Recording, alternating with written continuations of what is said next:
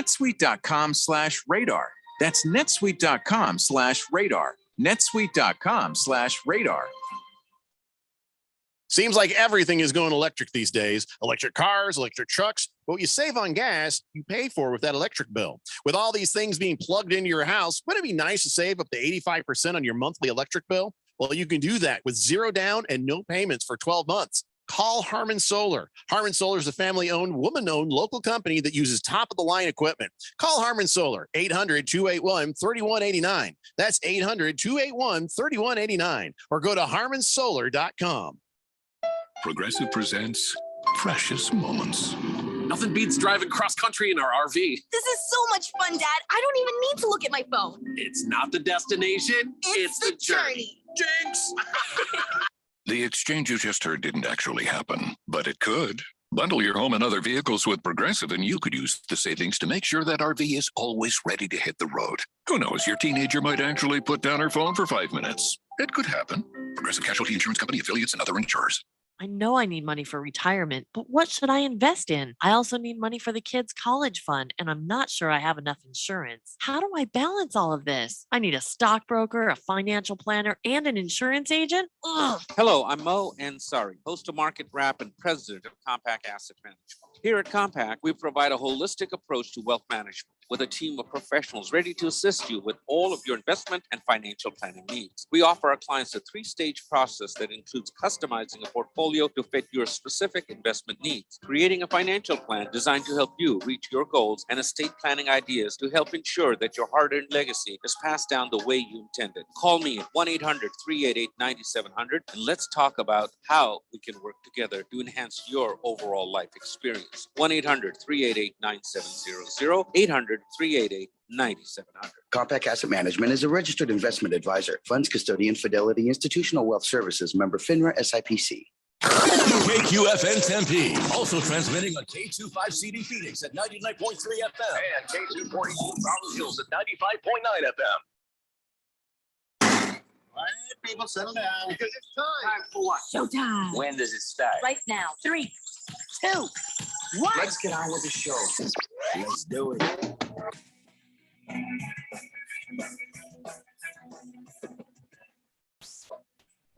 All right, everybody, it's Monday here on the Daily Blender. I'm your good friend, your radio pal, Jeffrey O'Brien, alongside Randy White. Got Keon Rhodes in the control room, and you guys are on the Fanatic text line, 888-368-1580, as we broadcast live in the Harmon Solar Studios in Scottsdale. And I got to tell you, that whole Kentucky Derby thing, the way things were going, I thought they were going to have like 6 or 7 horses left to do the damn race. Yep. They're killing all them horses out there. Yep. And it doesn't seem very fair, does it? A lot of horses like, all right, I'm here. What do you want me to do? You know, you want me to run around that thing? Oh, yeah, I can run. I like to run. Okay. And what do I get for it? Oh, oats. Oh, boy. Oh, this is nice. Oh, yeah, this is pretty good. Ow. Oh, my knee. Well, okay. What are you doing? Wait, what? What are you doing? What? And then they just kill the horse. They can't figure out a way to keep the damn horse alive. Doesn't seem hardly fair to the horse, does it? And I'm not, listen, I'm no animal rights activist or nothing, but it just doesn't seem cool. You know what I mean? These horses just minding their own business, be happy to run through the fields and eat the grass and hump the other horses and do what horses do, right? And they're like, hey, that one looks pretty fast there. Hey, come here, buddy. Got a deal for you. You get to live in a nice barn, and you get apples, you get oats, and you get brushed. Oh, that sounds pretty good. Got a race. Oh, yeah, I love to run. But what they don't tell them is they're going to kill them if they sprain their ankle. Just seems a bit much, doesn't it? It does seem like overkill. Yeah, it's a bad deal. And so how hard would it be to keep them alive? How hard would it be to give them like a peg leg, or I don't know what the hell they're supposed to do, you know? But it just kind of leaves a bad taste in the mouth. They had like, it's 7 horses? 7 horses leading up to this thing died. I like how they call it a scratch. That ain't a scratch. That's a horse murder. A scratch is if someone's not feeling well and can't show up to the event. That the horse gets killed. That's a little bit more than a scratch. Do you think the horse would do it if they knew the risks? Probably not. Yeah, you know what? Everybody just be the slowest Kentucky Derby ever. If the horses knew it was happening, careful. Give me some space. I got you. Give me some space. They're walking. It's going to be a Don't light care who trot. wins. You go first. No, after you. No, please. Just I'm trying to watch where I'm walking here because they're killing mother effers up in here, man. Yeah. I watched this and I just everybody's like, oh, we got our big hats on. What a great time. Mint juleps for everybody. What's that over there under that blanket? Oh, don't pay attention to that. I just seems wrong, Seems wrong. But anyways, I know there's a lot of ex-co-host jokes coming up on the text line about all the equine death. But we do have results, and Randy, the results, you did not do badly. So here's the thing. Mage won, Two Phils was in second. Angel of Empire was in third. Our horses weren't even close. But out of our horses, mine was the fastest. Tappet Trice got 7th place. And Randy, yours, Rocket Can, got 9th place. And Keon's Confidence Game got 10th place. Hey, it's all, we're all in the front of the pack there, right? Yeah, that's pretty good for not knowing what the hell we're doing. Yeah. And I know that my horse had horrible odds, but the name was cool. So I picked the horse. Yeah, that's how we did it. That's all we all did it. That's the only way I know how to pick horses is horse with the coolest name. I mean, the odds don't mean anything to me. Old Phil's Revenge was being a win, place, or show. That was surprising. But Mage won the thing, and that's as far as I care about that. But anyways, I don't know. I just feel bad for these damn horses, Well, a lot of the horses, as I'm looking up, doing a little research here on the old Goog, many horses do not do well when it comes to surgery and handling anesthesia, things like that. And it's. I think they like a chance. Maybe give them a chance. According to PETA, the website for PETA, people eating tasty animals. I'm sorry, that's wrong. No, I think you're right. That's what it should be. There's a lot. Horses do not handle surgery well. They tend to be disoriented when coming out of anesthesia. Well, so are we. They fight casts. They possibly causing further injury. So that's a few of the reasons why they euthanize racing horses once they are. And racing horses are not really pet horses. Hey, listen, if we're going to do this to horses, then we better have a better solution of helping fix them. Yeah. And send them out to pasture and not send them out to a grave. And seriously, we've been racing horses for God knows how long enough to have figured out a way to do something. If this is going to be part of the culture where we race horses every year, then, maybe when they sprain an ankle or a knee, a solution better than kill them is got to be on the table, right? Yeah. The cost of doing business should include not killing the horse. Well, if you can't afford to race the horses and then fix them if they get hurt, you shouldn't be racing the horses. They call it the sport of kings. And if only kings can afford to rehab and help the horses after they hurt them, then so be it. But, listen, again, I'm not an animal rights person. I eat my fair share of meat. And, I'm all for hunting, going out and hunting. But this just seems like animal cruelty. You're like, all right, what if they did that to human athletes? You know what I mean? Mm-hmm. Guy hurts his leg. And he's like, oh, God, oh, no. They're like, we're going to the blue tent. No, I'm not going to the blue tent. No. Yeah. Just seems horrible. Well, anyways, again, I just feel bad. According to the PETA website, it can cost owners as much as $55,000 per year caring for a horse that's had a broken limb. You know what? You're trying to make money off the horse. You can do the horse a solid by not letting it die on your watch. And these owners of these horses, they're not just kind of rich. They're really, really rich. They absolutely can't afford to do it. I mean, it might be a pain in the ass, but again, you are potentially leading an animal to its death for apparently no reason. Just be fair about this. This is one of the reasons I don't like horse racing. Right here. This is one of the reasons why I don't like horse racing. For me, worse than this, the goofy heads. But outside of that, yeah, you and I agree 100%. But okay, so $1.86 million for Mage and death for 7 other horses. See you next year. Fantastic. Yeah. That's why on our list, horse racing is not a sport. It is right there, number 3 on the list of things not a sport. It's a sport for the horse, but it shouldn't be a sport for the humans. 888-368-1580. Last Optimist says, evening, gentlemen. Well, for us this afternoon, how does Keon feel about losing the 2024 second round pick for tampering with luck? Oh, we're going to talk about that later, Keon. Excuse me? You didn't hear about this? No. No, I've been Trying paying to attention keep to it civil. Arizona sports. So, but go ahead. Yeah. Trying to keep it civil, but Keon's got some explaining to do later. Turns out the Washington Commandos were calling up Andrew Luck saying, hey, buddy, want to come back and be a quarterback? But they're not allowed to do that because he's still under contract to my team. And so they were tampering. So, yes, thank you very much, Keon. You'll be handing over a draft pick, but I got some words for you later. I'm not ready to do this right now. Oh, boy. Okay. I just feel like I didn't do anything. But I'm not ready to do this right now. Oh, my. Boy. But you got some answering to do for your Washington Commandos. It was, it's all kinds of wrong. Average Joe says, how many of those 7 horses do you think the ex-co-host bet on? All of them. Watermelon says, I guess we know what horses the old co-host picked. Yes, you do. Miss Wilbur says, so if Randy accidentally played a certain song, would we have to take him out back and put him down? Well, if this was horse racing, yes, it would be true. Tia was, for the answer to that, think horses at the Kentucky Derby. Big George says, hello, gentlemen. Happy Monday. Mere coincidence? Okay, enough of the whole co-host and the horses. We're moving on. We got better things to talk about.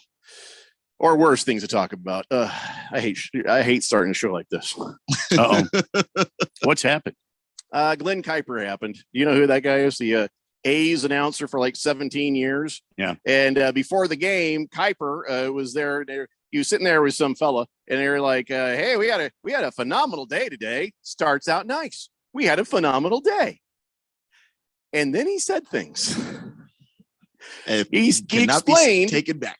What was supposed to come out of his mouth was, "Oh yeah, we went to the Negro League Museum and Arthur Bryant's barbecue." And his friend's like, "Yum yum, that was so good." But Negro is not the word that came out. Oh boy. And it's not like one of those, did I hear that correctly? Like the moment you hear it, you go, oh no. It was clear. It was well pronounced. Oh boy. As if to be well practiced. And there was no A at the end of it. It was a hard R at the end of that. So here they are. This is what they looked like. And that's an NBC broadcast. Yeah. So here he is sitting there with this Duck Dynasty looking guy. I don't know who he is. You recognize that guy? Oh, that's that pitcher. He pitched a perfect game on Mother's Day. What's his name? Was he an announcer now? Apparently, yeah. Yeah, he was an A's pitcher, and he pitched a perfecto on Mother's Day, and I can't think of his name right now.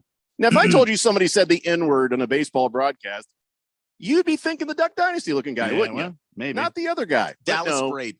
It was Dallas the other guy. Braden. There you go. So they're sitting there. It's like, phenomenal day today. N-word League Museum, Arthur Bryant's barbecue. Duck Dynasty's like, oh, it was so good. So here's the 3 things I've noticed about this. 1, the N-word came out of Glenn Kuiper's mouth so clean, clear, crisp, well pronounced, as if he has said it a million times. And there was no fumbling over a word. There was no mistake in it.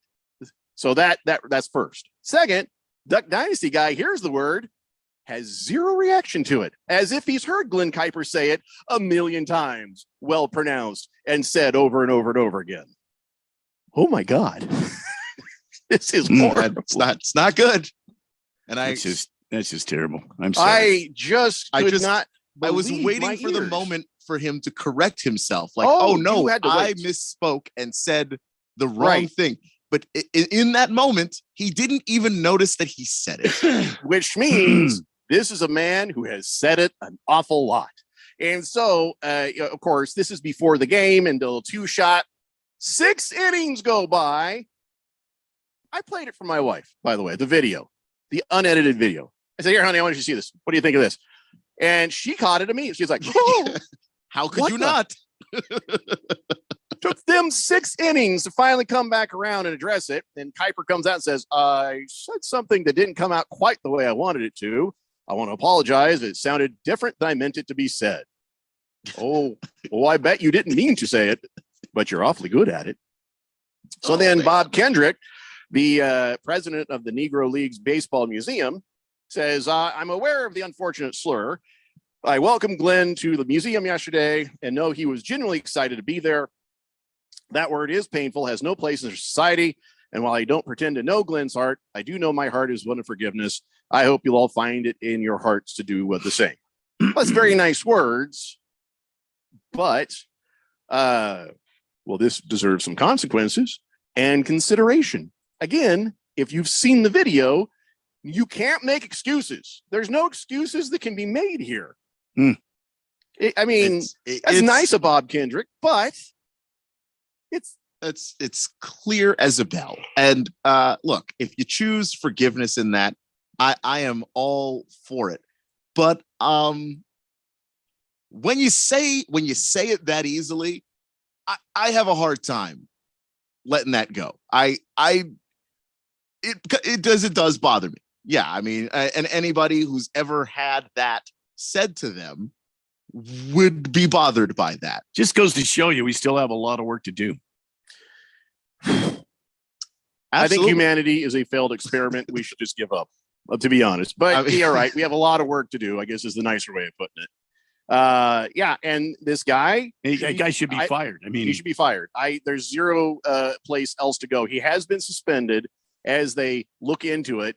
You see how fast this conversation went? We have about 2 minutes. We spent no more than 2 minutes. I took no more than 30 seconds for my wife to realize the same thing this morning.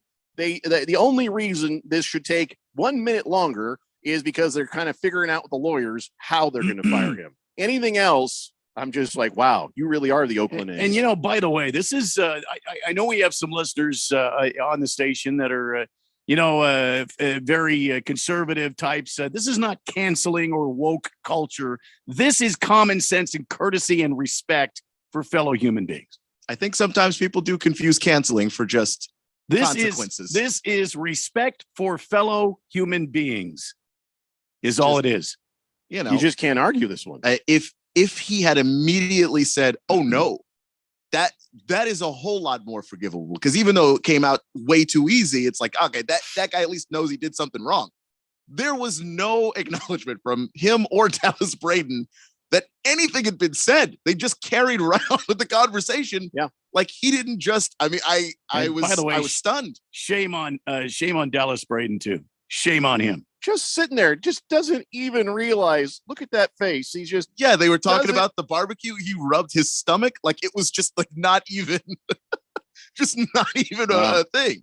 That's incredibly disappointing. And that you have a 17-year career, something like that shouldn't be the thing that ends it, because it shouldn't come out of your mouth. Oh no, that is the thing that should end it if it's said. It should end if at it's day said, one or year 17. You said it. It was clear.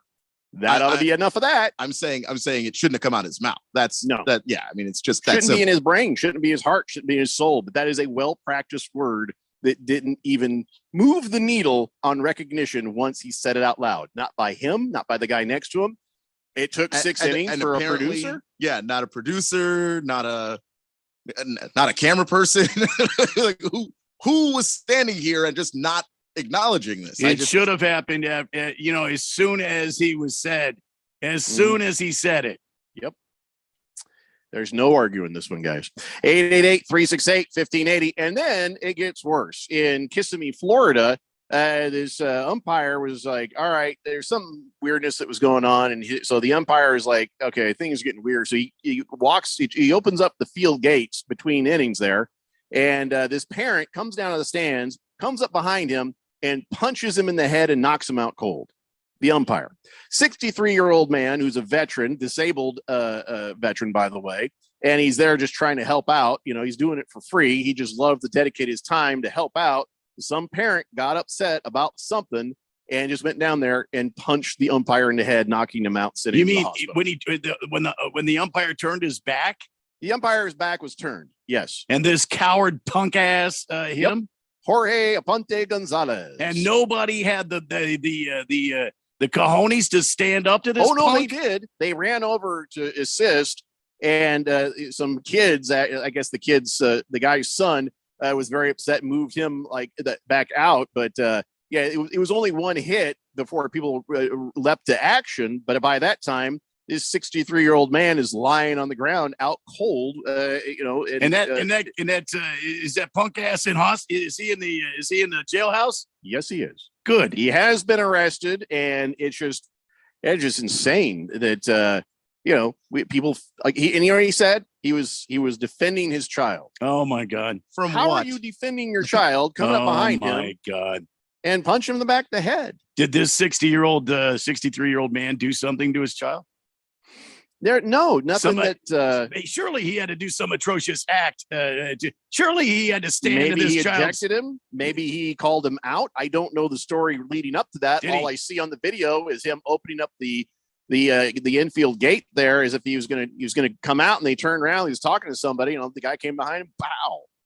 It was horrible. God. So yeah, that happened. But at least they arrested the guy. Maybe it was something terrible like a bad called third strike.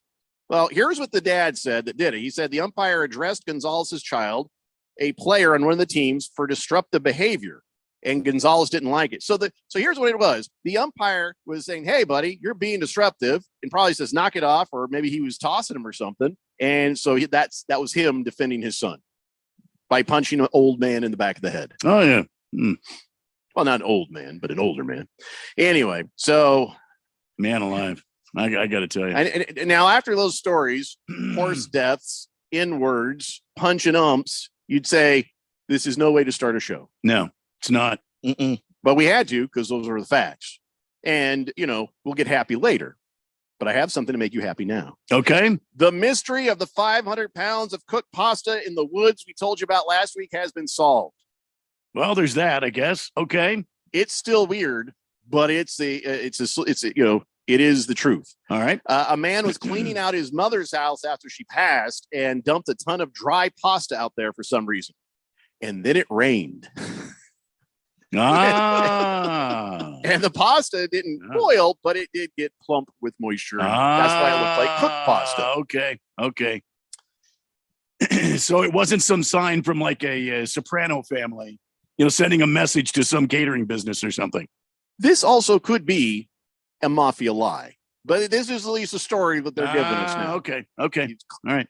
If you're cleaning out your mom's house after she dies, a couple questions. Why does your mom have 500 pounds of uncooked pasta? No, she was always prepared. Why did you think the woods was a good place for that rather than just a dumpster? And how deep are you in it with the mob that you took the fall for this? I am. Yeah.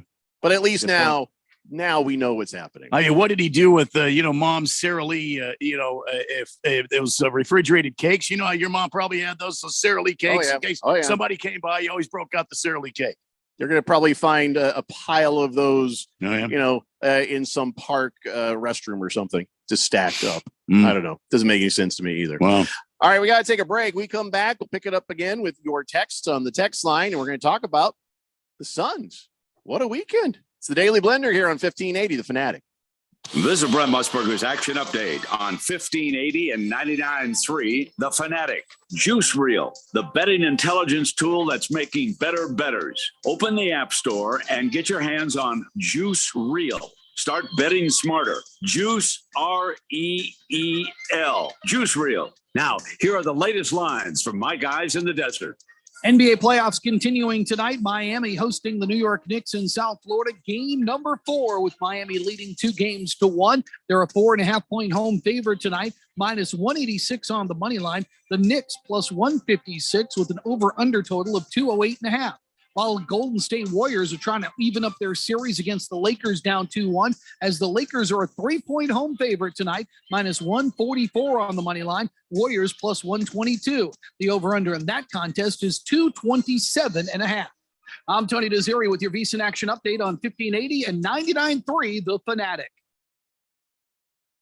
3 little words no parent wants to hear. My tummy hurts. And it always seems to happen at the worst times. Like in the middle of the morning rush, when you still have homework to check and lunches to pack, and of course, you're already late for work.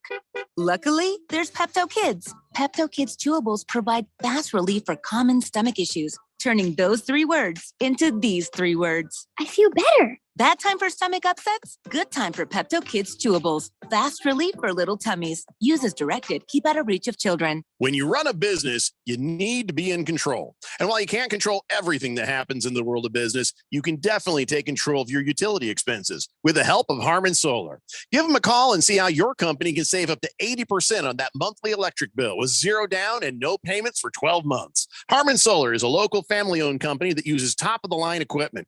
Call Harmon Solar, 800-281-3189. That's 800-281-3189. Or go to harmonsolar.com.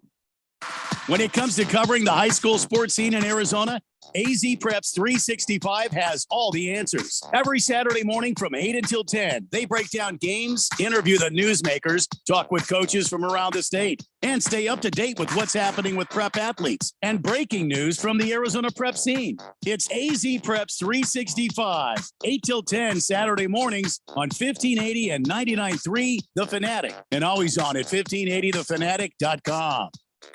Baseball is in full swing. See you later!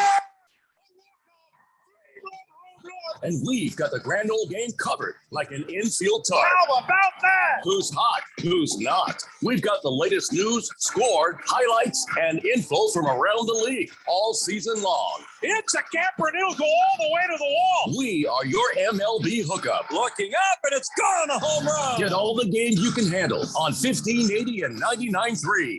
The Fanatic.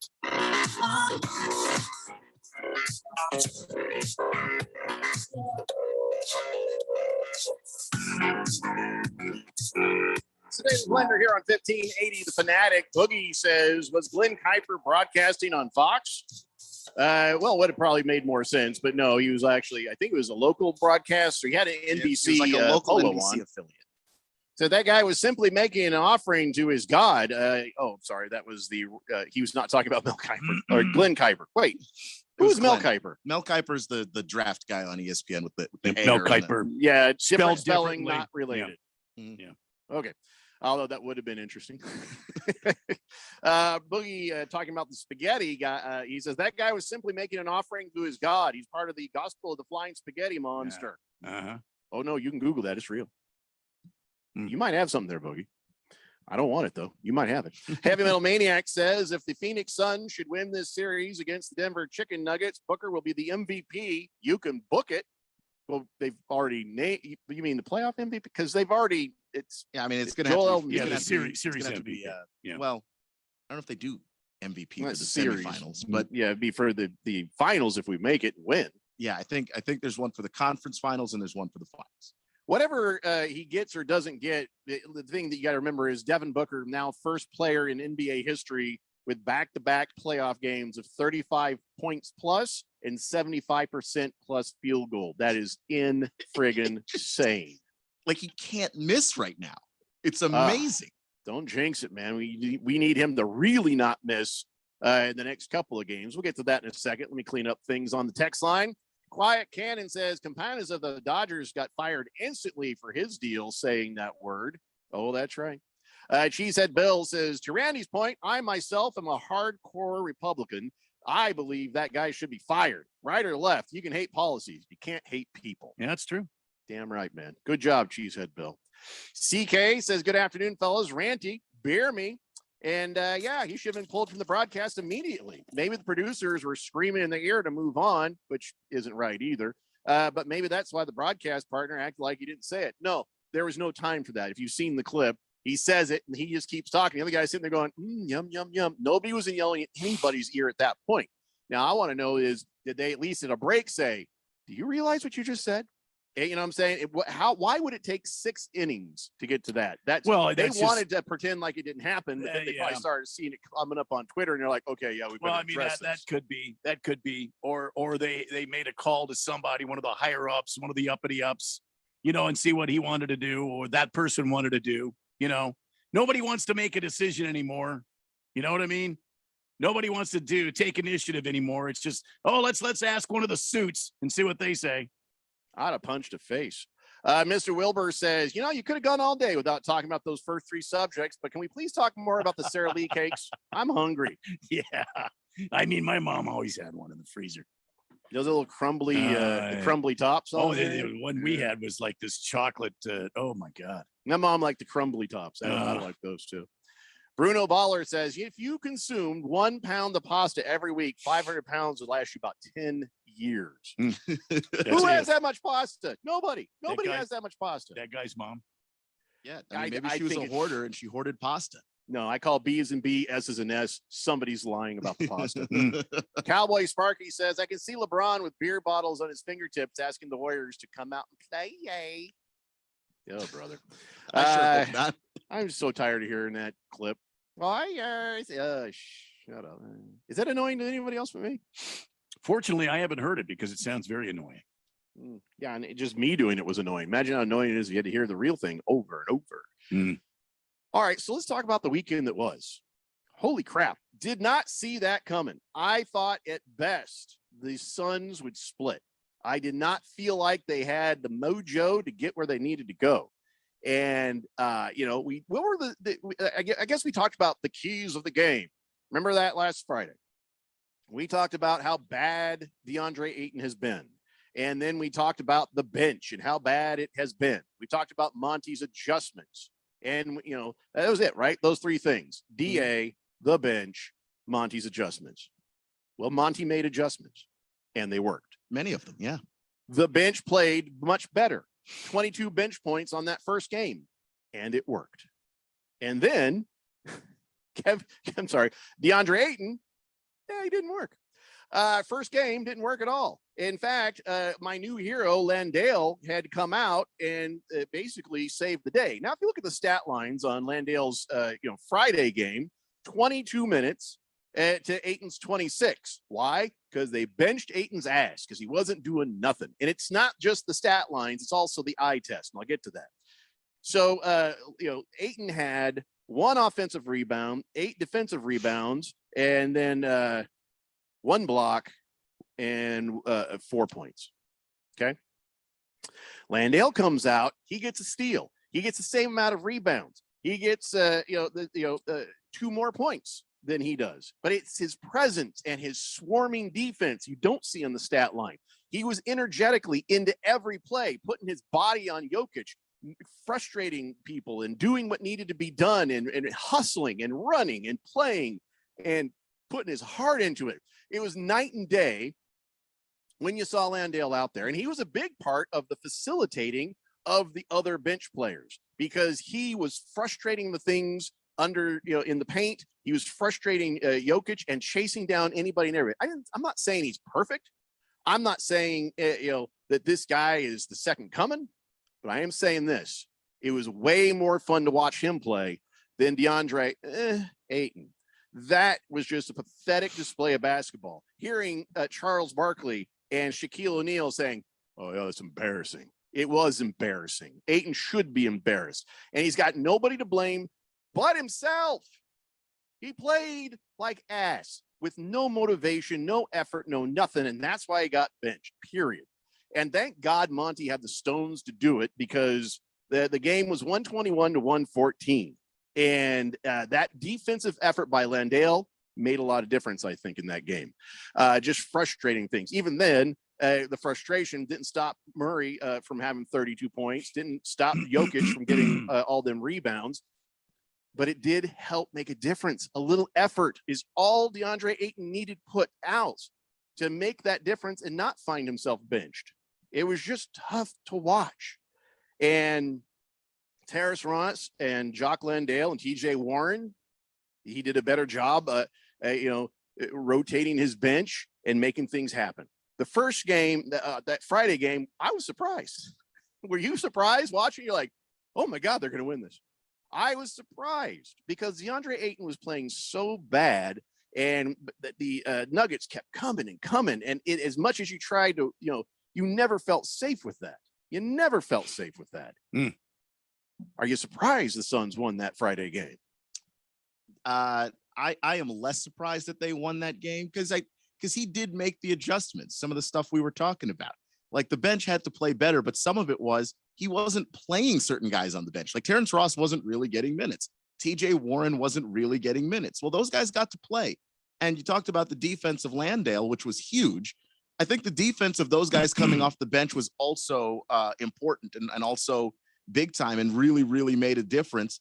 And then also you're using some of these guys to space the floor a whole lot better, which is something that I've been complaining about. Right. And then the double teams gave them some easy open, little mid-range jump shots. Exactly. And I think that kind of stuff is that's what Monty needed to do. I'm glad he made the adjustment. It took maybe a little longer than I would have thought, but I'm going to give him credit for making it. He did it. In-game adjustment to Landale on Friday. And that's the thing. That was surprising. That was surprising. I really thought, like, man, he's going to really ride this out with DeAndre Ayton. And then he benches him, and I'm like, good. He was a non-factor in that game, and I thought that really set up for a better Ayton game in Game 4. The numbers aren't going to be slightly better, slightly scoring wise, but I thought his effort, like watching DeAndre Ayton play in Game 4, was far less maddening than watching him play in Game 3. No, I'm sorry. I still saw him as he was. Slight amount more effort going for that ball at the end of the game. Slight amount more effort in places, but for most of the time, I was swearing at my TV just as much on Sunday as I was on Friday. At my house, my wife does not care for when I swear. When I'm swearing at the TV, I was at a point I was like, F you, Ayton. And she was sitting there and she's like, yeah. I'm like, whoa, what? Yeah. Wait, whoa, what? All right. Well, you're supposed to tell me no. Yeah, I was expecting to be swatted down off the couch or squirted with the stop it, but it was frustrating. And listen, again, DeAndre Ayton, sweet, nice guy. But we are not getting max money's worth out of him. We didn't on Friday and we didn't on Sunday. Slight improvement. Oh, yeah. Well, he had 6 points. I'm sorry, he had 4 points on Friday. He had 8 whole points on Sunday. They needed him to score points in the paint. They needed him to get more defense on Jokic. They needed him to take the garbage out. You know what I'm saying? And he couldn't even do that. And Landale, okay, so that you flip this, okay? Friday, Landale had 22 minutes and DeAndre Ayton had 26. Well, okay, we have the exact same thing Sunday, but they have the exact same amount of points and they have the same amount of blocks. They have the same amount of steals. Landale has 1 assist, and then rebounds wise, Ayton only has a couple more, but he had 6 more minutes playing than Landale did. Mm-hmm. I'm just saying, DeAndre Ayton owes Landale some money because Landale is playing as good, if not better, than Ayton. And Ayton's getting max money. He should embarrassedly write him a check for $100,000 for each of those games. And that doesn't even scratch the surface of how friggin' overpaid DeAndre Ayton is right now. I'm not disagreeing with you. I'm just saying I thought he played better in that game in terms of the effort Slightly. that he gave on the defensive side of the ball. You still saw some little finger rolls. Yeah. And then this little thing he does. I call it the kitty cat defense. You see his hand, he kind of goes, that's DeAndre Ayton, man. I don't think that's I didn't expect him to turn into a different guy after being benched. So maybe that's where my expectations were. My expectations were, I just want to see you move your feet on defense. I want to see you come over as a help defender when you're supposed to. I saw in Game 4 a guy that was trying to do those things. So maybe we're not. Maybe I watched the same game, and I'm not saying he didn't ever, but most of the time it's the same DeAndre Ayton. I thought he went up kept his arms straight up and tried to play vertical defense. Is he afraid of heights? I wonder if he's afraid of heights. No, I just don't think that he's does he have bad body odor? Because he's not.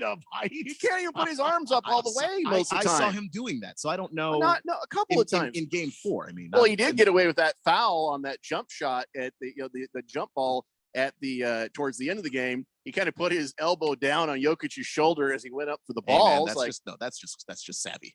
It's like, all right, that's nice. That's just savvy. You're not supposed to do that, but you're lucky you didn't get called the foul. But that's the thing with Ayton. It's not that he never gives effort. It's that he should give more. That the motor doesn't continue for the entire game. Right? We'll take the word never out. I don't remember using it. We'll say rarely. Can we say rarely? Yeah, seldomly. Yeah, that's fair. But I think does Max Money deserve Seldom? No, but to me, if you knew this was the guy, you should have made the move in the season before you had to pay him. I wish they would have. You can't wait until the offseason when he's your best option, and that's who you have to pay. Well, here's the thing. As frustrating as his play has been, I want somebody to go back and take a look. I think he played harder and better, which still was frustratingly not enough before he got that max contract. Afterwards, regular season play, it's kind of cool. This is fine. This is easy. But man, he has less effort now than before they paid him. And it was frustrating then, and it's frustrating now. I don't know about that. I mean, he's doing the double thing, but he has just, to me, even before they paid him, he is a guy who had a tendency to just get punked by other guys playing his position. Still getting punked. Correct. Jokic to me, owns him. That's what I'm saying. He needs to say nothing to Jokic, but yes, daddy. That's who Jokic is to DeAndre Ayton. He is your daddy, DeAndre Ayton. And you should be embarrassed, and you should still be embarrassed even after last night, yesterday's game. Correct. And I'm agreeing with you. What I'm saying is this isn't a thing where he got paid and all of a sudden it started happening. Oh, I think it is. It's called entitlement. He knew he was worth a lot of money because he played in the NBA and his contract said so. So pay me the money or I'm going to go somewhere else. And I say ship his ass off. We don't want you here anymore. Bye-bye. See ya. I'm not disagreeing with you, but what I'm saying was he was getting punked by other dudes before they paid him. This is not a new development. This is a thing that he's been doing. I think maybe there was a conversation saying, hey, we're going to give this max. You're going to give us more. And he's like, yeah. And as soon as he walked out of the room, he's like, no. But you also have to take into consideration he's playing against the two-time NBA MVP. Good point. Jokic always going to get his. And I don't mind if a player is dominant over your, but everything else together. But also, Jokic is going to more effort. Jokic is going to get his. But to the extent that a guy gives you 53, too much. That is too much. That is too much of his. His was like 30. The other 20 was just you not playing very good defense. You not giving effort all of the time. This is the problem with DeAndre Ayton. Is even if DeAndre Ayton gave half effort half the time, if you play against somebody who gives you 100%, a Nikola Jokic, a Joel Embiid, a Giannis Antetokounmpo, hell, Domantas Sabonis isn't even in the playoffs anymore. That dude gives you 100. If you play against that guy, guess what? They're going to be scoring on the 50% where you're not trying. So the keys were there. Monty made adjustments, sometimes in game. Okay. The bench played better. 22 points on Friday, 40 points yesterday. Hooray. Ayton still sucks. But we're going back to Denver, and I don't know how we win that. Because it's going to be different. Well, it's going to be different. I hope that the bench and Monty's adjustments are enough. They were these two games, but again, it's always a different atmosphere someplace else. It's true. That's true. I think the bench would have been enough in any of the first two games. So I think that if they can keep it close and continue to play defense like this, there is a clearer path on how you win that game. But hey, at least we didn't get killed. You didn't get swept either, which is what we were afraid of. Yeah, showing up on Monday. Showing up on Monday is we're all even up. Shockingly, happily, surprisingly awesome. All right, there's many texts coming in on the text line. Let's get to that. We come back, and of course, we'll also talk about the little WWE action that happened during the Suns game yesterday too. It's a Daily Blender here on 1580 The Fanatic. 1 Mississippi, 2 Mississippi. Keep counting at those stop signs, Alex. Full stop and doesn't go until she counts to 5, McSweeney. Because you are a safe driver. Unlike most drivers who sign up for Snapshot from Progressive, which customizes your rate for how and how much you drive, you could earn a discount for your good driving. So don't turn into an Alex rolling stop and goes whatever she wants, McSweeney. Because once an Alex full stop and doesn't go until she counts to 5, McSweeney, always an Alex full stop. Well, you know the rest. Sign up for Snapshot today. Progressive Casualty Insurance Company and affiliates. Snapshot not available in all states or from all agents. Greg Clark Automotive trained and certified technicians, servicing the Valley for 45 years. Located on the southwest corner of Bethany Home and 19th Avenue. Highly rated by Google. Any of their foreign, domestic, or diesel work repairs come with a digital inspection, customer approval and warranty, 2 years or 24,000 miles. State-of-the-art service, family touch. Contact us today at 602-246-2881 or online at gregclarkautomotive.com. Mention 1580 and get 10% off. Do you know about 211 Arizona? It's a free service to connect you with resources anywhere in Arizona. Housing assistance and eviction prevention, transportation and ride services, healthcare benefits, food resources, and even utility bill support. Talk to a live operator in English or Spanish 24 hours a day, every day of the year. Just dial 211 or visit 211arizona.org. Get connected, get answers, and get the help you need. This message is sponsored by 211 Arizona. When it comes to covering the high school sports scene in Arizona, AZ Preps 365 has all the answers. Every Saturday morning from 8 until 10, they break down games, interview the newsmakers, talk with coaches from around the state, and stay up to date with what's happening with prep athletes and breaking news from the Arizona prep scene. It's AZ Preps 365, 8 till 10 Saturday mornings on 1580 and 99.3 The Fanatic, and always on at 1580thefanatic.com. Heart failure, carpal tunnel syndrome, shortness of breath, stomach issues, lower back pain. How does it all add up? If you have heart failure and any of those seemingly unrelated symptoms sound familiar, it's time to talk with your cardiologist and get the full picture. They may add up to transthyretin amyloid cardiomyopathy. ATTRCM is a rare and underdiagnosed disease. Recognize the signs and discuss them with your doctor soon. Learn more at connectwithyourheart.com. That's connectwithyourheart.com. Sponsored by Pfizer. 1580 The Fanatic.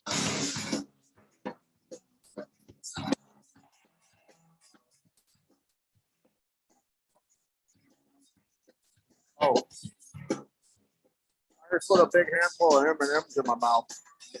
Oh boy, I did not expect that break to go that fast. Hold on. Steady by. There we go. It's the Daily Blender here on 1580 The Fanatic. My God. You need a little help there.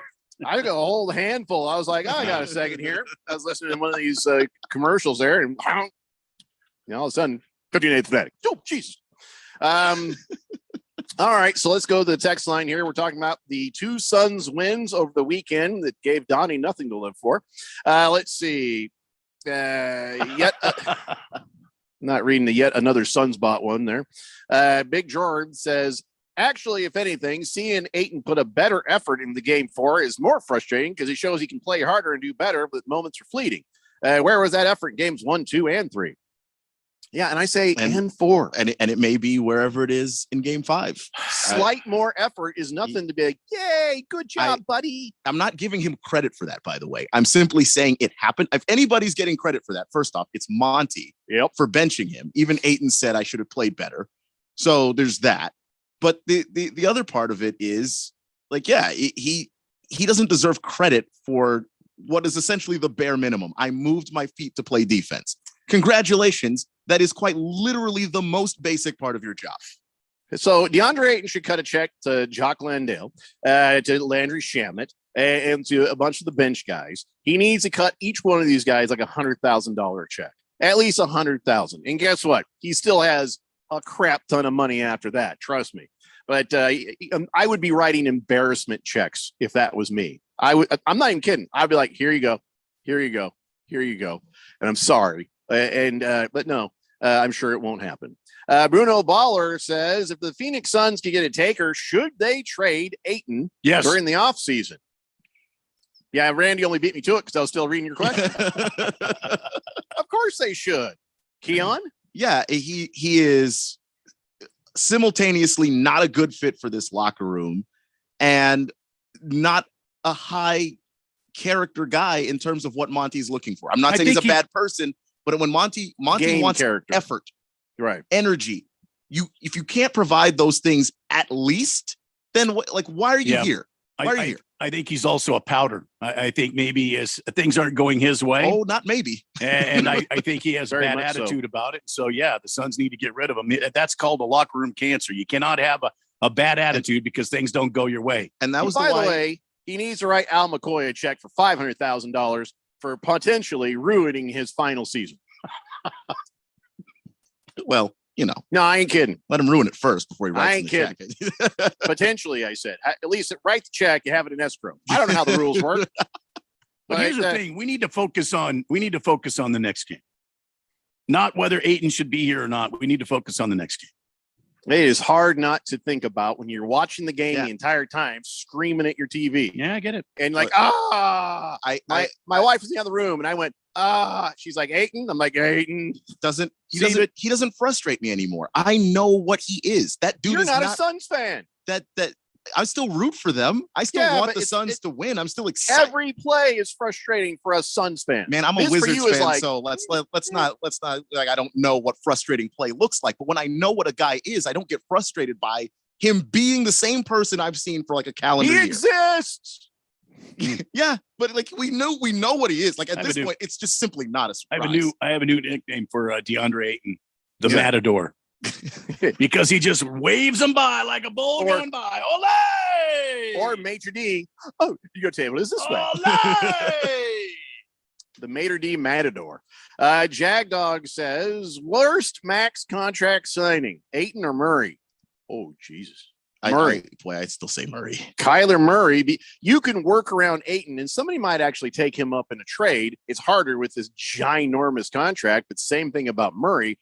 But Murray is the speed bump between you and so we're going to talk about that later. I think there's still a path for the Cardinals to get Caleb Williams, and Keon is going to disagree and yell at me, but we're still going to have the conversation later. Flying Monkey says, I agree with Keon. Effort was not there before the new contract. Yeah, I mean, they should have never signed it. I think we talked about that at the time. And we were like, well, this means he'll play better. And guess what? I was like, look, if you like him and you think that there's something that you can do there and you can fix what's there, we'll pay him, obviously. But if you really don't think that guy is ever going to become something else, then you're better off moving on from him. And, the Pacers offered him that max contract. And I am so confused as to why they didn't offer to trade him to the Pacers during the season. They wanted him badly over there. James Jones is darkest hour.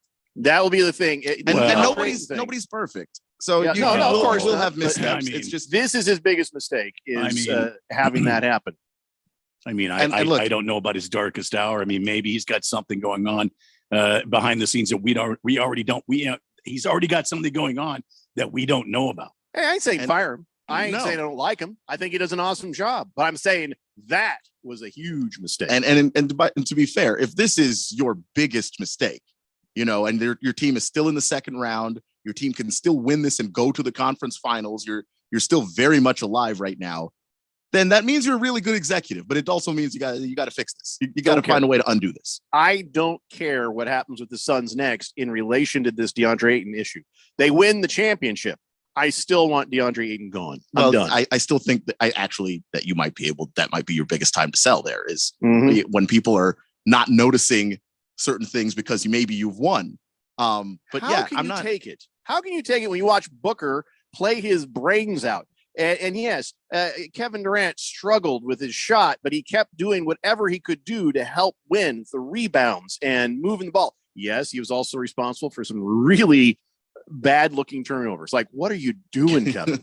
But everybody on this team playing their heart out, giving their all, except for one guy. It's hard to watch. It's so hard. And the Suns deserve more. The fans deserve more. Everybody deserves more. DeAndre Ayton, I hope he's still embarrassed today. He should be. I mean, seemed like a sweet, nice guy. Got nothing against him personally, but what I see on that court makes me want to go through the TV. Yeah, I mean, it's just, and that's the thing is there are certain players sometimes, depending on what the philosophy of your team is, that you don't draft that guy. Might be a really talented guy, but if you have questions about his motor and you want somebody with high energy, maybe you can't. Maybe this is not the person for you. And maybe there is a team where the kind of effort that DeAndre Ayton gives is enough. But for what this team needs, they are not particularly deep beyond him in their starting group. They need the third guy in that group to step up because everybody kind of needs that third guy. Every team in the NBA, you have your main two guys, but that third guy is really important too. you kind of go as the worst of that three goes. That's him, and he's not doing much. He's not doing anything that was promised. He was the one that said after he got paid he was going to show up and work. So that's a lie, really. That those promises, those expectations, you know what that is. You put that on your own shoulders. Well, then go out there and do something about it. When a guy is dropping 53 points on your head, 40 points on you, 35 points on you, and there's no desire to fight back, non-existent, then to me, that you're saying with your actions everything that needs to be said. Yep. And we need to move on. I mean, from DeAndre Ayton. Now, I'm not sure if I'm going to get this right, Cardinal Arch. It says DeAndre Ayton, Olowokandi, or Andre Ayton Bowie. Which sounds better? Where is Joe Klein when you need him? Beer me, Sir Randy. I don't think I read that wrong, but did anybody understand? Are we talking about busts? The name that stuck out to me was Olowokandi, who notoriously did not work out as a top level draft pick. But wasn't Michael Olowokandi's knees his problem? Yeah, that's a little bit different than effort. Yeah, it's just busty. Okay, that didn't sound right. Quiet Cannon says Jeffrey and Randy 100% right on DeAndre Ayton. You got to go balls out in the playoffs. Looks like Coach Monty agrees also. Way less minutes for you-know-who. And I think that should continue. The minute he's out there and you're like, well, okay, there's Jacques Landale when we need him. I feel like he was a secret starter. Monty's head, he was using Landale as a starter. You know what I'm saying? In the pivotal moments and those non-Jokic moments that were very important. So Boogie says, also true. Suns play better without CP3 because CP3 likes to mosey on up the court, kind of look around. Hey, what's going on, guys? The pace the Suns have been playing has also befuddled the Nuggets enough to help give them an edge as long as their shooting is working. So, yeah, I don't think we need CP3 back on that floor right now either. Yeah, and it's not that you never will have a use for CP3. Right. If you play another team like you that likes to, like the Lakers play a slower game, like CP3 would have value in a series like that. But when you're running against the Nuggets, look, their best player is a man who is 7 feet tall and 248 pounds. Running up and down the floor like that is not fun for him. And, and it keeps him out of plays. I want to make an observation. And I heard everything when Chris Paul went down. I heard all the national pundits, all the talking heads saying, oh no, the Suns they're finished. Put a fork in them. Who's going to play point guard? Who's going to run the offense for the Phoenix Suns? If it's going to be Devin Booker, he's not going to be productive. He's not going to be useful. He can't do all of this load management.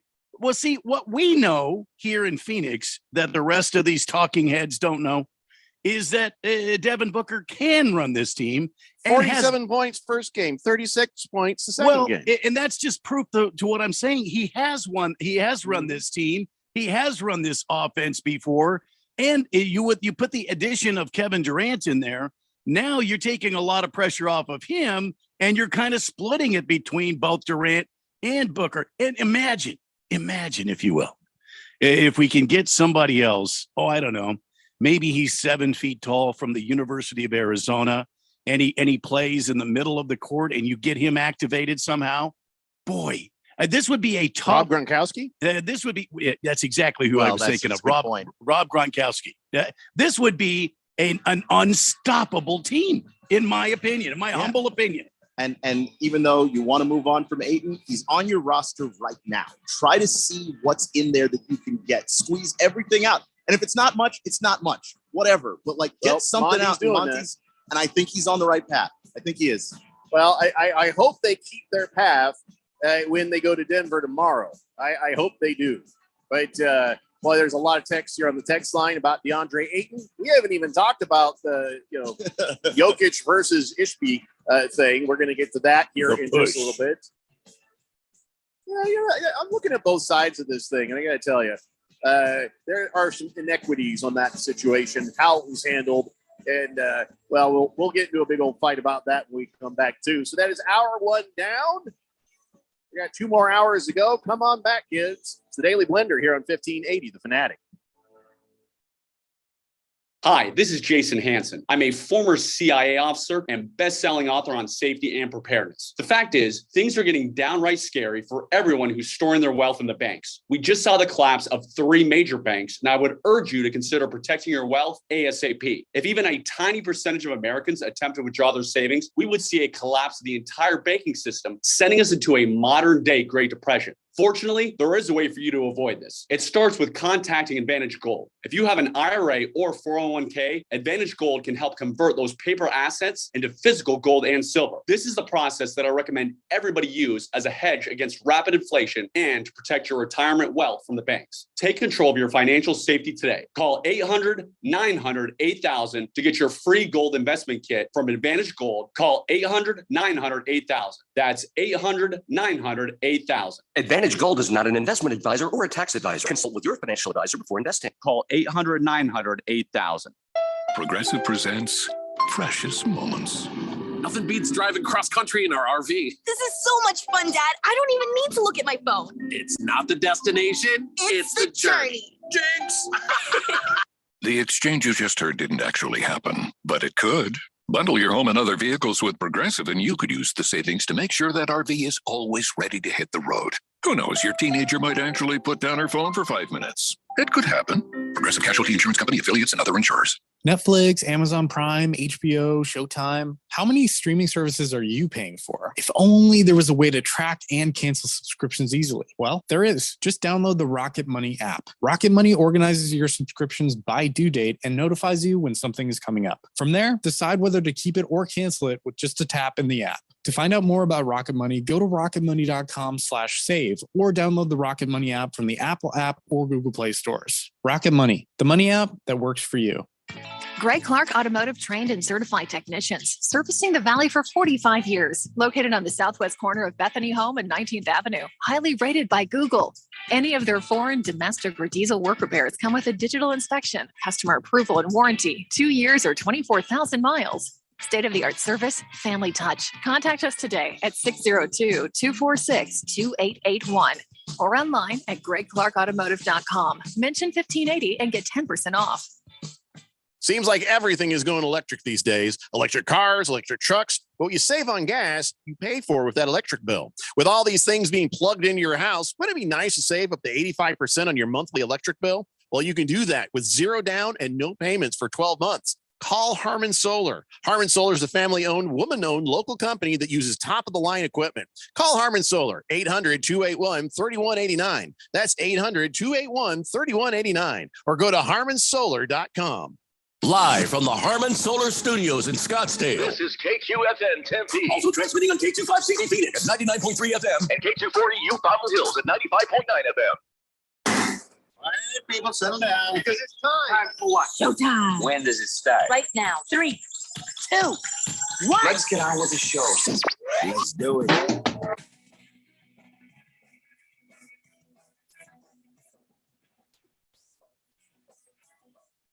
right, everybody, it's 4 o'clock here on the Daily Blender. I'm your good friend, your radio pal, Jeffrey O'Brien, alongside Randy White.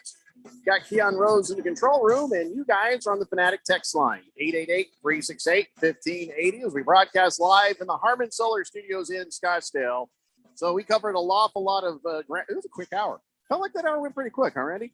Yes, went In by fact, very, very quick. Yeah. I apologize. I was meaning to get a weather forecast out of you. So we'll do that here in just a little bit. All right. But we covered a lot of ground. We talked about racists. We talked about assaults. We talked about spaghetti. And, of course, we talked about the Phoenix Suns and how much we'd all wish that DeAndre Ayton would either step up or step out. And so here we are. And I think it's funny. Donnie on the text line says, too bad, Jeffrey. You'll have Ayton for 13 more years and no parades. Ha, ha, ha.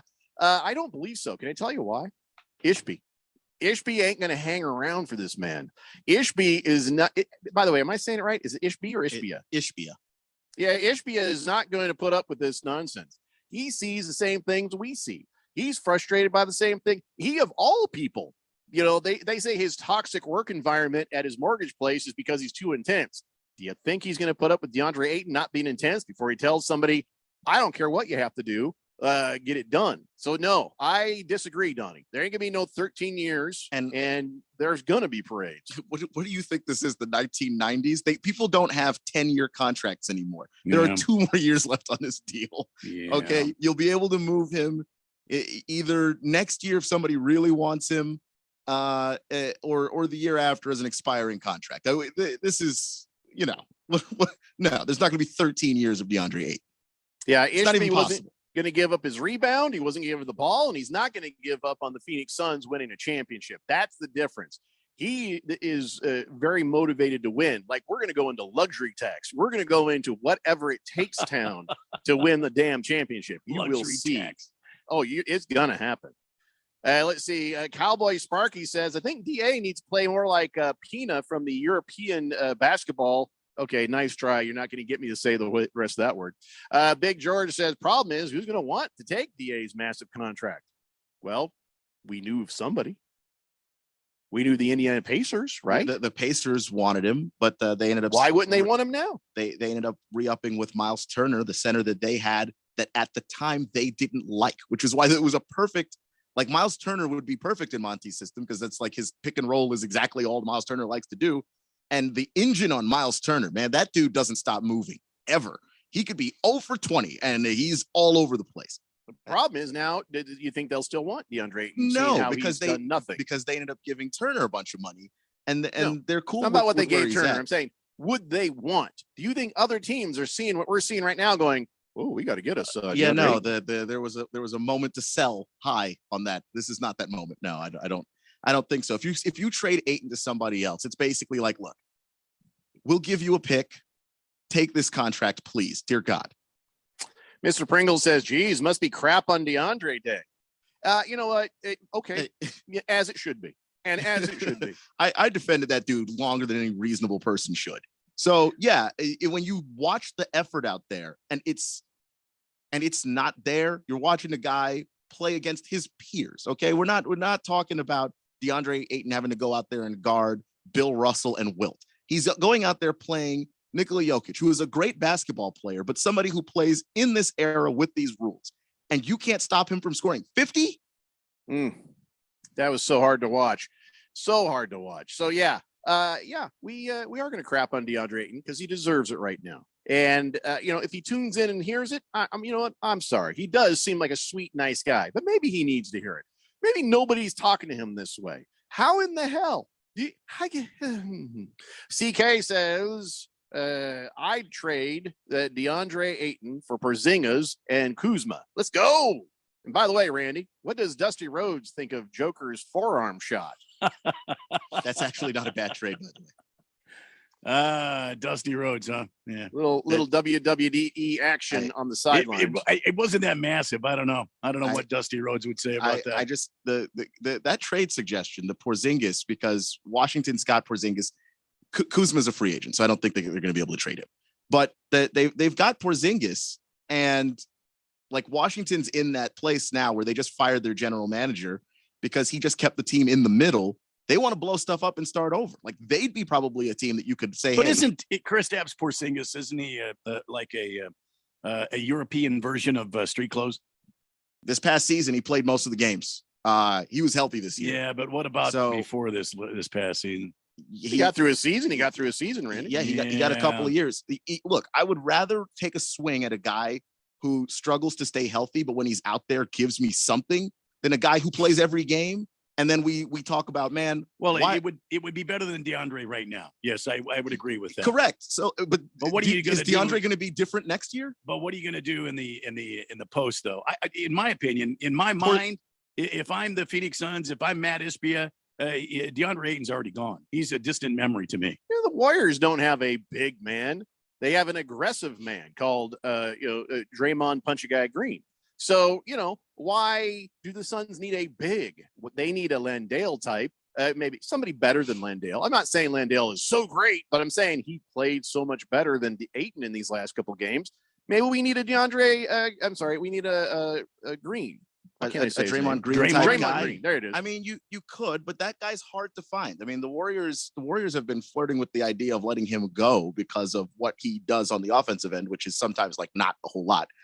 but he's so savvy as a passer and he's so crafty as a defender, and he is the heart and soul of that team, that they ultimately can't do it. It's just that there's not a whole lot of Draymond type guys out there that are that aware and that good at passing the basketball and that good at, you know what, this isn't about me. I'm going to allow the other guys to go off because if I score 9 points, it's okay because I've got 12 assists and, you know, I've made somebody really frustrated on the other side of the ball. Like, it takes a specific kind of guy. So if you don't have that guy, I don't know if you can necessarily just be small. Taco Kenny, we're going to talk about your Lakers here in a little bit.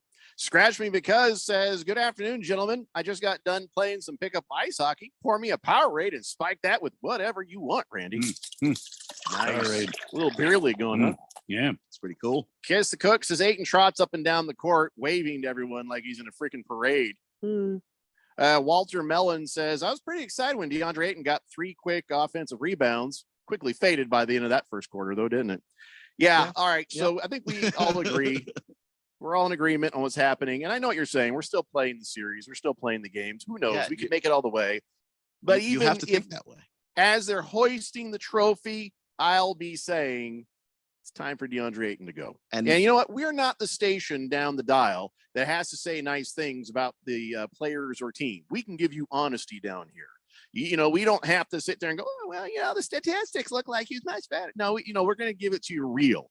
And this is what I've been saying the entire season. Keon just came around to it. And Randy, well, Randy's drunk a lot of times, so I don't know.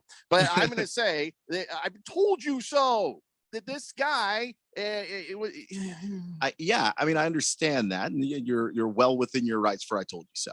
But he didn't look this bad in the regular season. He wasn't even close to this. This is like because he wasn't playing against real, you know, like aggressive. It wasn't in a real situation. He wasn't playing playoff basketball. I understand that, but he didn't look this bad in other playoff runs before. So, like, I think that just looking at him and going, okay, I see what the guy can do. You know, I'm kind of optimistic in that regard, where I just think if a guy can play, you know, get that out of him, whatever that is. Like, that's what I said. It's like he's afraid of heights. He's afraid something's going to happen. So he's going at maybe 60%, 50 or 60% of his throttle.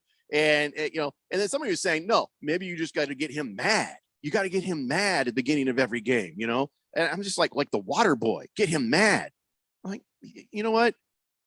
We're mad because he's getting paid an awful lot of money and he's not doing better than guys on the bench.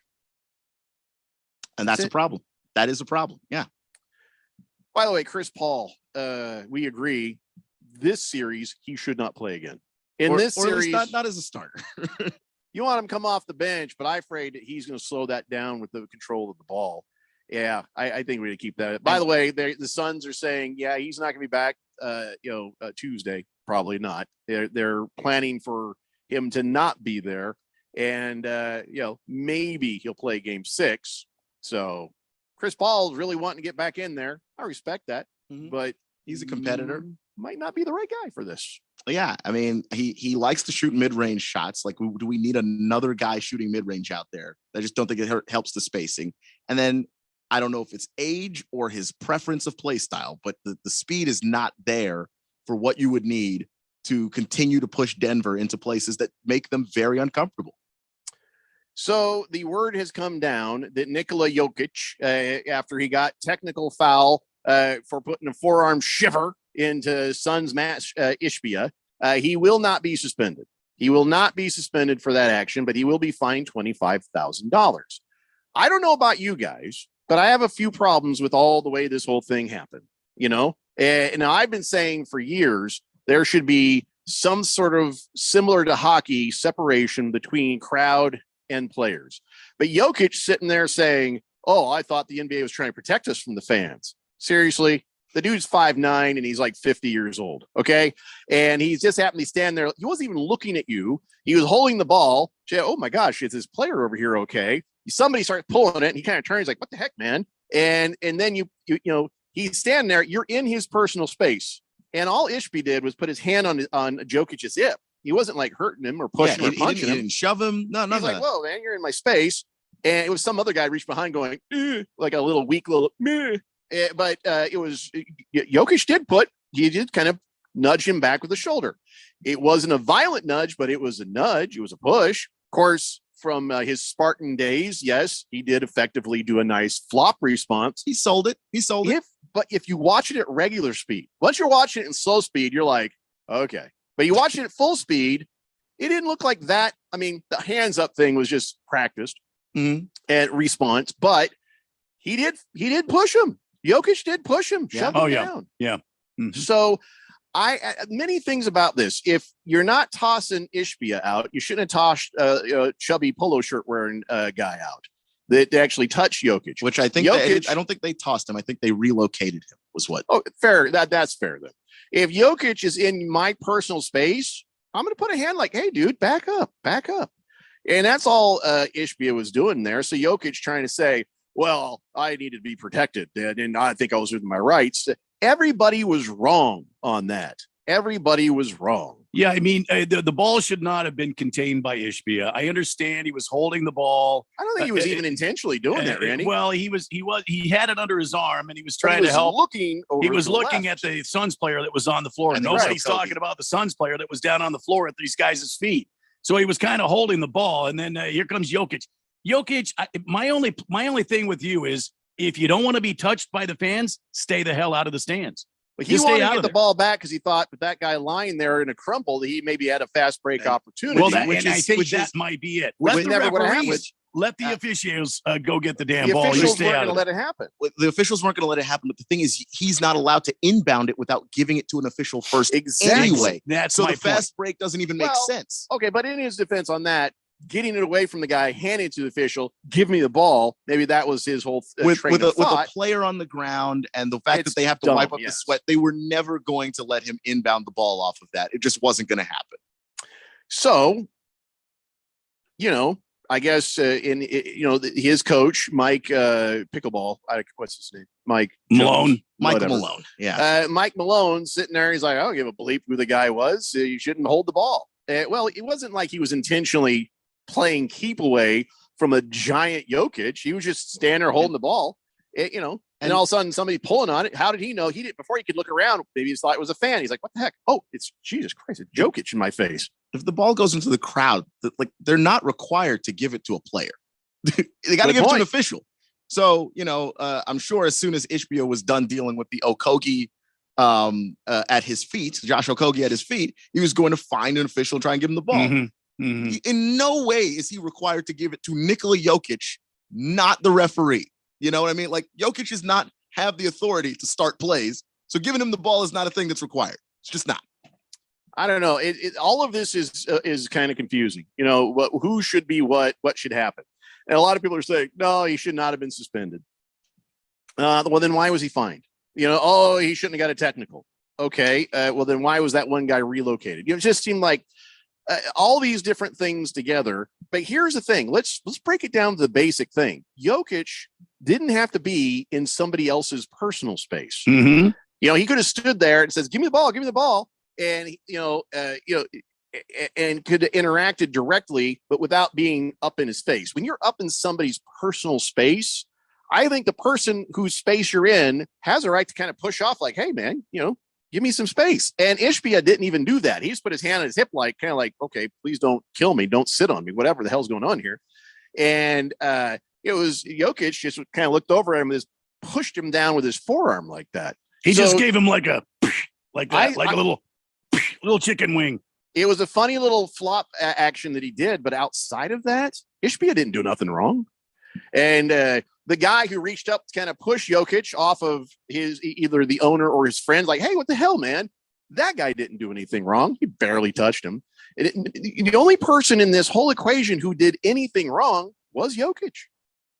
Agreed. I don't think that I don't have a problem with that. Yeah. He should have been in Ishbia's space. And look, if you want the ball, you just ask for it. And if he doesn't give it to you, he doesn't have to. So you're just going to have to let that one go. Now, I don't know. Do you think the fine was okay? That's enough, or should Jokic have been suspended? Maybe Jokic should have been tossed. What do you think would have been the right answer here? I don't think he should even got fined. I think the technical was punishment enough. And they Well, should just. but then he shouldn't even gotten that then. Well, the thing is, according to the letter of the law, if you're going to follow the rules all the way Okay. down to the letter, by simply touching Ishbia, he should have been ejected on the spot. And had he That not should been happen then. ejected, then the suspension would be warranted. But I think that the NBA is basically going, this entire situation is a cluster. So they basically wrote the Tony Brothers, the official, wrote the explanation to where he left it ambiguous enough that you have to basically send it to the commissioner, and the commissioner makes that final call. And of course, the commissioner's not going to decide to ruin a playoff series. So right, that's how we got here. So it's the acknowledgement that, okay, you're wrong, but also this is kind of a cluster of a situation. So you get a fine, better not see this again. Nobody got hurt. So we're moving on.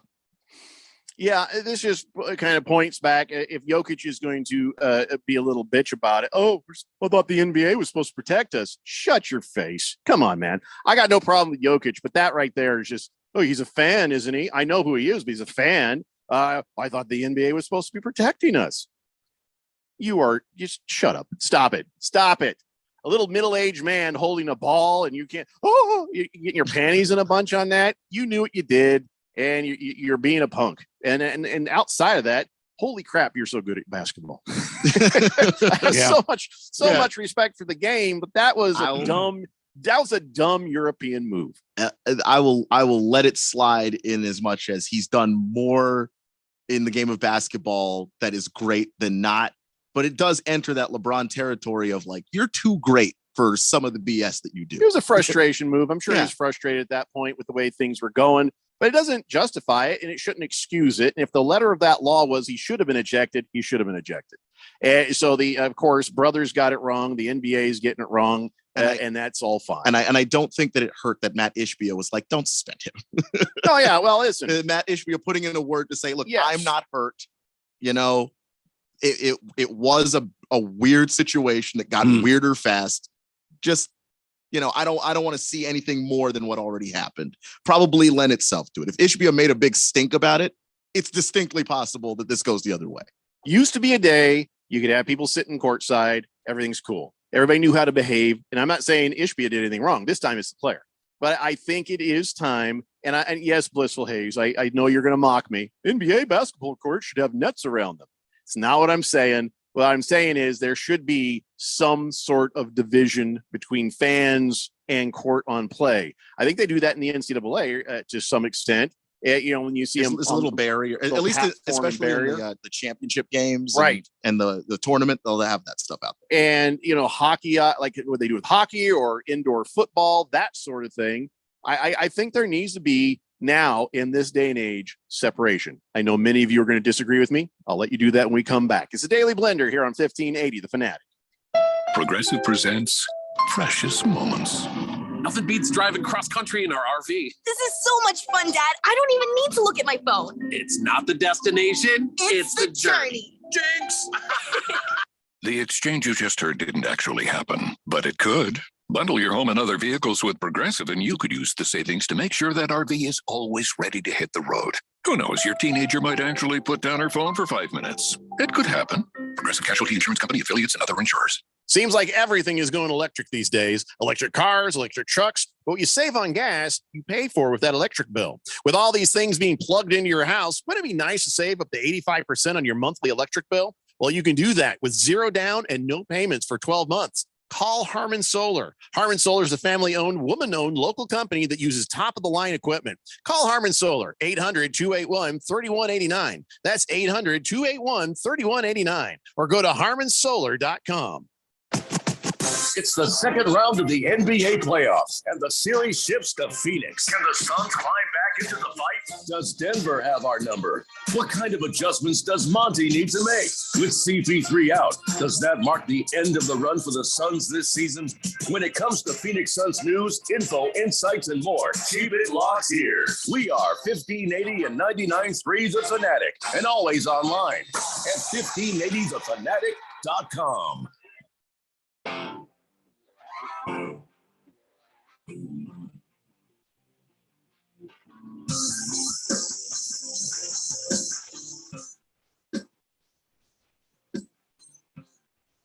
Daily Blender here on 1580 The Fanatic.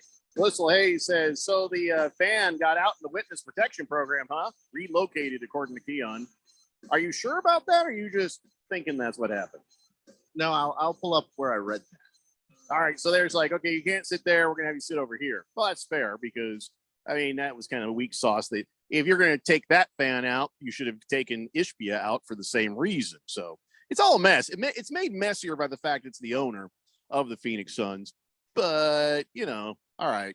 So no big deal. Turned into a big deal. Should have been a bigger deal in some ways. Not a big enough deal in others. We'll move on with our lives. Pink Eye says, once DeAndre Ayton signed an offer sheet with the Pacers, Suns should have matched. They should I think he shouldn't have matched. That's what he's saying. His heart was somewhere else. Well, what are his interests, by the way? What do we know about DeAndre Ayton? What if he's not passionate about basketball? Mhm. What is he passionate about? Is he passionate about cashing those giant checks? Is he playing Call of Duty with Kyler Murray? What is he passionate about? I think he's passionate about starlit nights, candles, long walks on the beach. Is he a Yanni fan or is he more John? No, I think it's definitely Yanni. Yeah. I just know that with Ayton, you say the Suns shouldn't have matched. That's a bad move too, because now you just don't have a center. So you're scrambling and getting. I feel like we don't have one now. But I mean, the guy played throughout the season and was basically 20-10 throughout the year. So like there was a point there where that, at least for a regular season production, you can't have nothing. You try not to when you have these top round draft picks that you have to pay. If you don't like them, you try not to let them walk for free just to get nothing back.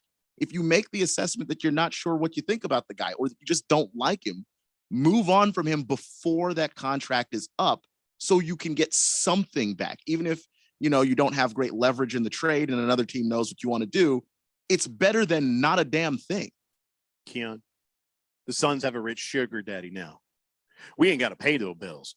Straight Striper says, I find the way Jokic defends himself and his teammates while also balling out refreshing. Imagine if Ayton played with half the fire of Jokic. Jeez. Can you imagine that? Straight Striper, you're 100% right. Kiss the Cook says, so are we the fans starting to see why there's some dissension between Monty and Ayton? Yeah, I think we knew that at the end of the last season. We knew this. And they thought, ooh, money will solve everything. Guess what? It doesn't. It's weird because the dissension between Monty and Ayton last season was Ayton wanted the ball. Ayton wanted to be that guy. And then the whatever disagreement, Monty's basically like, run my offense. I'm not asking for, requests. But yeah, once you have a fallout like that with the coach and they're not on the same page, it's not. That's just a big serious issue. What I observed last year, and I told you this, and I'm seeing it again this year. The other players don't trust DeAndre Ayton with the ball. They should be able to get that ball in him on the inside and him easily dunk over somebody. But he does these little finger roll things. Sometimes they go in. Sometimes he'll give a little jump shot, like a little weak. But it's DeAndre Ayton. And so I think you see Kevin Durant's looking. He sees DeAndre Ayton there. He's like, okay, that's not going to work. And Booker, same thing. All these players do not trust DeAndre Ayton with the ball because you've got to score every time you're down the other end against a team like the Denver Nuggets. And he fails and they give up on him. So then he pouts and then, rinse, wash, repeat, whatever. I mean, maybe I didn't see people necessarily actively avoiding him, at least until he had that. Well, the run other part where is he just kind of stands around down there and he's not really paying attention. He's just kind of standing around on offense. Yeah, I know last year there were times where it was just like he did what he was supposed to do. He got deep post position. He got the guy on his back hip. He's calling for the ball and it's not coming. That's different from now where it's like, no, nobody in their right mind would give him the ball right now. Nobody. Hefty Lefty says about the Ishbia thing. It's like, meanwhile, Isaiah Thomas just shrunk in his seat right there, like when he skulked past the Bulls bench in the playoff. He's well practiced. He's well practiced.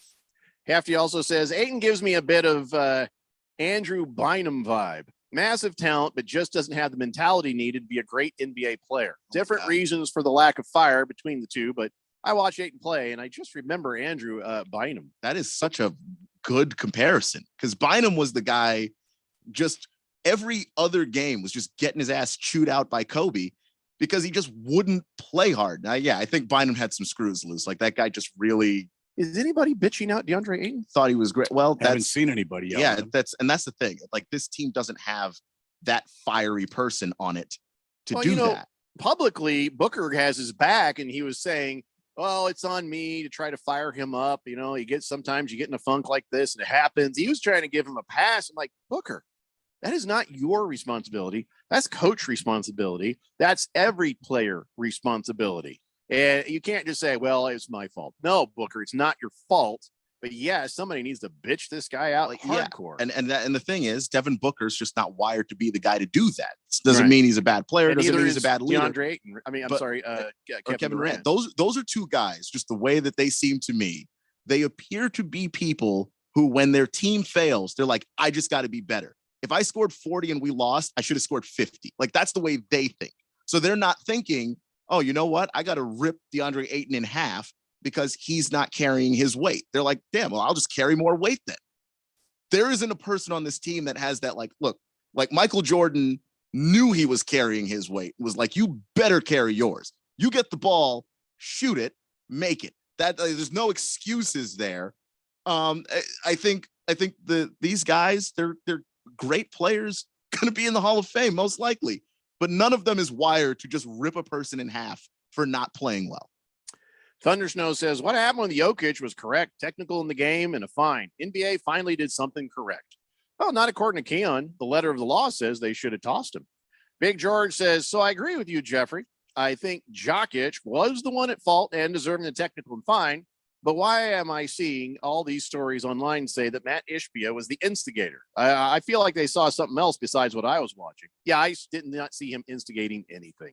If you watch it at speed, it's more of a surprise, like, what the hell? It wasn't like, oh, here's my chance. That's just silly if you see it at speed. Yeah, it's just weird. The Nuggets put the narrative out there, then like the media ran with it. It's bizarre.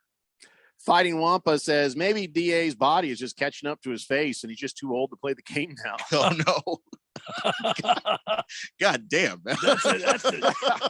That's text of the day right there. Ooh. Yep, I believe so. Well done, Fighting Wampa. Hamilton Porter says, all I know is if they win this series, Lindale is about to get paid. No, he's not. No, he's not. He's a bench player. He's a good, aggressive guy, but he's not so good beyond that. Where he's just paid better than what we're seeing from Ayton. Yeah, but paid for the kind of player that he is, he could find himself a nice role player contract for sure. Fair enough. Yeah, you should. Yeah. Lose the mullet. Happy Lefty, thank you for that. Boogie says some guys you just can't get through to. Kobe couldn't get through to Lamar Odom or Byram. Odom should have been the top 50 player of all time, really. Lamar Odom, talent-wise, is one of the best players I've ever seen in my life. He just didn't have the will or the desire, and it just... Classic case of somebody getting in their own way. Yeah, and he wanted to party more than he wanted to play ball. That's really what it came down to. CK says, don't get it twisted, Jeffrey. Book is saying the right things publicly, but you can bet your ass DA is getting it with no Vaseline in the meeting rooms. I sure hope so, but Devin Booker just doesn't strike me as that guy. Like he's just, because look, if you were saying all of those things to him, if you were actually tearing him apart and then going in public and saying nice things about him, that just comes off as two-faced. If you obviously don't want to drag him in the media, but if you get asked directly, like, hey, do we need to play better? Does Ayton need to play better? A little bit more than he's in a slump and it happens to everybody is warranted. The answer could just be yes, even. You don't have to be mean about it. So before we move on to some of these other games, Randy, your sport, baseball, with all the nets, and that was a point of contention and aggravation for you. So what do you think about maybe putting a little bit more of a division between the fans in NBA and the players? I mean, you've got the fence in baseball. You've got that same fence and separation in football. Yeah. And I'm not asking for like 100 feet back. I'm talking about just like a little, like a foam divider. So if a player hits into it, they don't get hurt. But the people at the seats, don't have a guy in their lap, and there's less of a chance for altercation. What do you think? I'm being 10-ply soft on that, or you think there's some merit to that? Well, I don't think you're soft at all, but there's no way that the owners, quote unquote, governors are going to give up premium seating for anything. They're just not going to do it. There is a way. Those soft, like triangular looking, billboards that they put up. Some of them are around soccer fields, some of them are around football fields. They could put those around the court. And certainly use those as a barrier, but it's not a hard barrier that you'll still get people that go into them. They're movable, but I think you're right. There should be some sort of barrier between the playing surface and. Did you say triangular? Or Yeah, rectangular? they're triangular looking billboards. They poke up like this? Yes, Yeah. exactly. And the guy gets one in his neck, he dies. No, they're made out of foam. They're So- like foam, and they just have like billboards on them and stickers, decals of sponsors and that sort of thing. Well, No there you big go. deal. That's how you make it up to the owner with advertising. Well, I mean, you could do that. I mean, there's a way to get that done, but I just don't think the way they have the seating crowding all these basketball courts, the owners are not going to give up those premium seats. Well, you know what? The next seats behind those become the premium seats. So you're really losing nosebleed prices. You're not losing, courtside prices, because those become the new courtside. You see what I'm saying? So it's not big of a deal to make the adjustment. Well, it's not that big of a deal, but it is when greed's involved. And we all know the NBA is all about Randy, the money. you can still charge the same price for those seats. The only difference is now there's a little foam thing and you're sitting there like this. Oh, that's cool. It's not that big of a difference. I feel like they won't lose a dime on this. Pinocchio says one reason the Suns play better without CP3 is he constantly feeds Ayton, no matter how horrible he plays. That's a good point. He does feed Ayton quite a bit. Which I think honestly that's not necessarily a wrong thing. No, basketball right, player wrong. Yeah, but like I think CP3 also is he's the best passer on the team.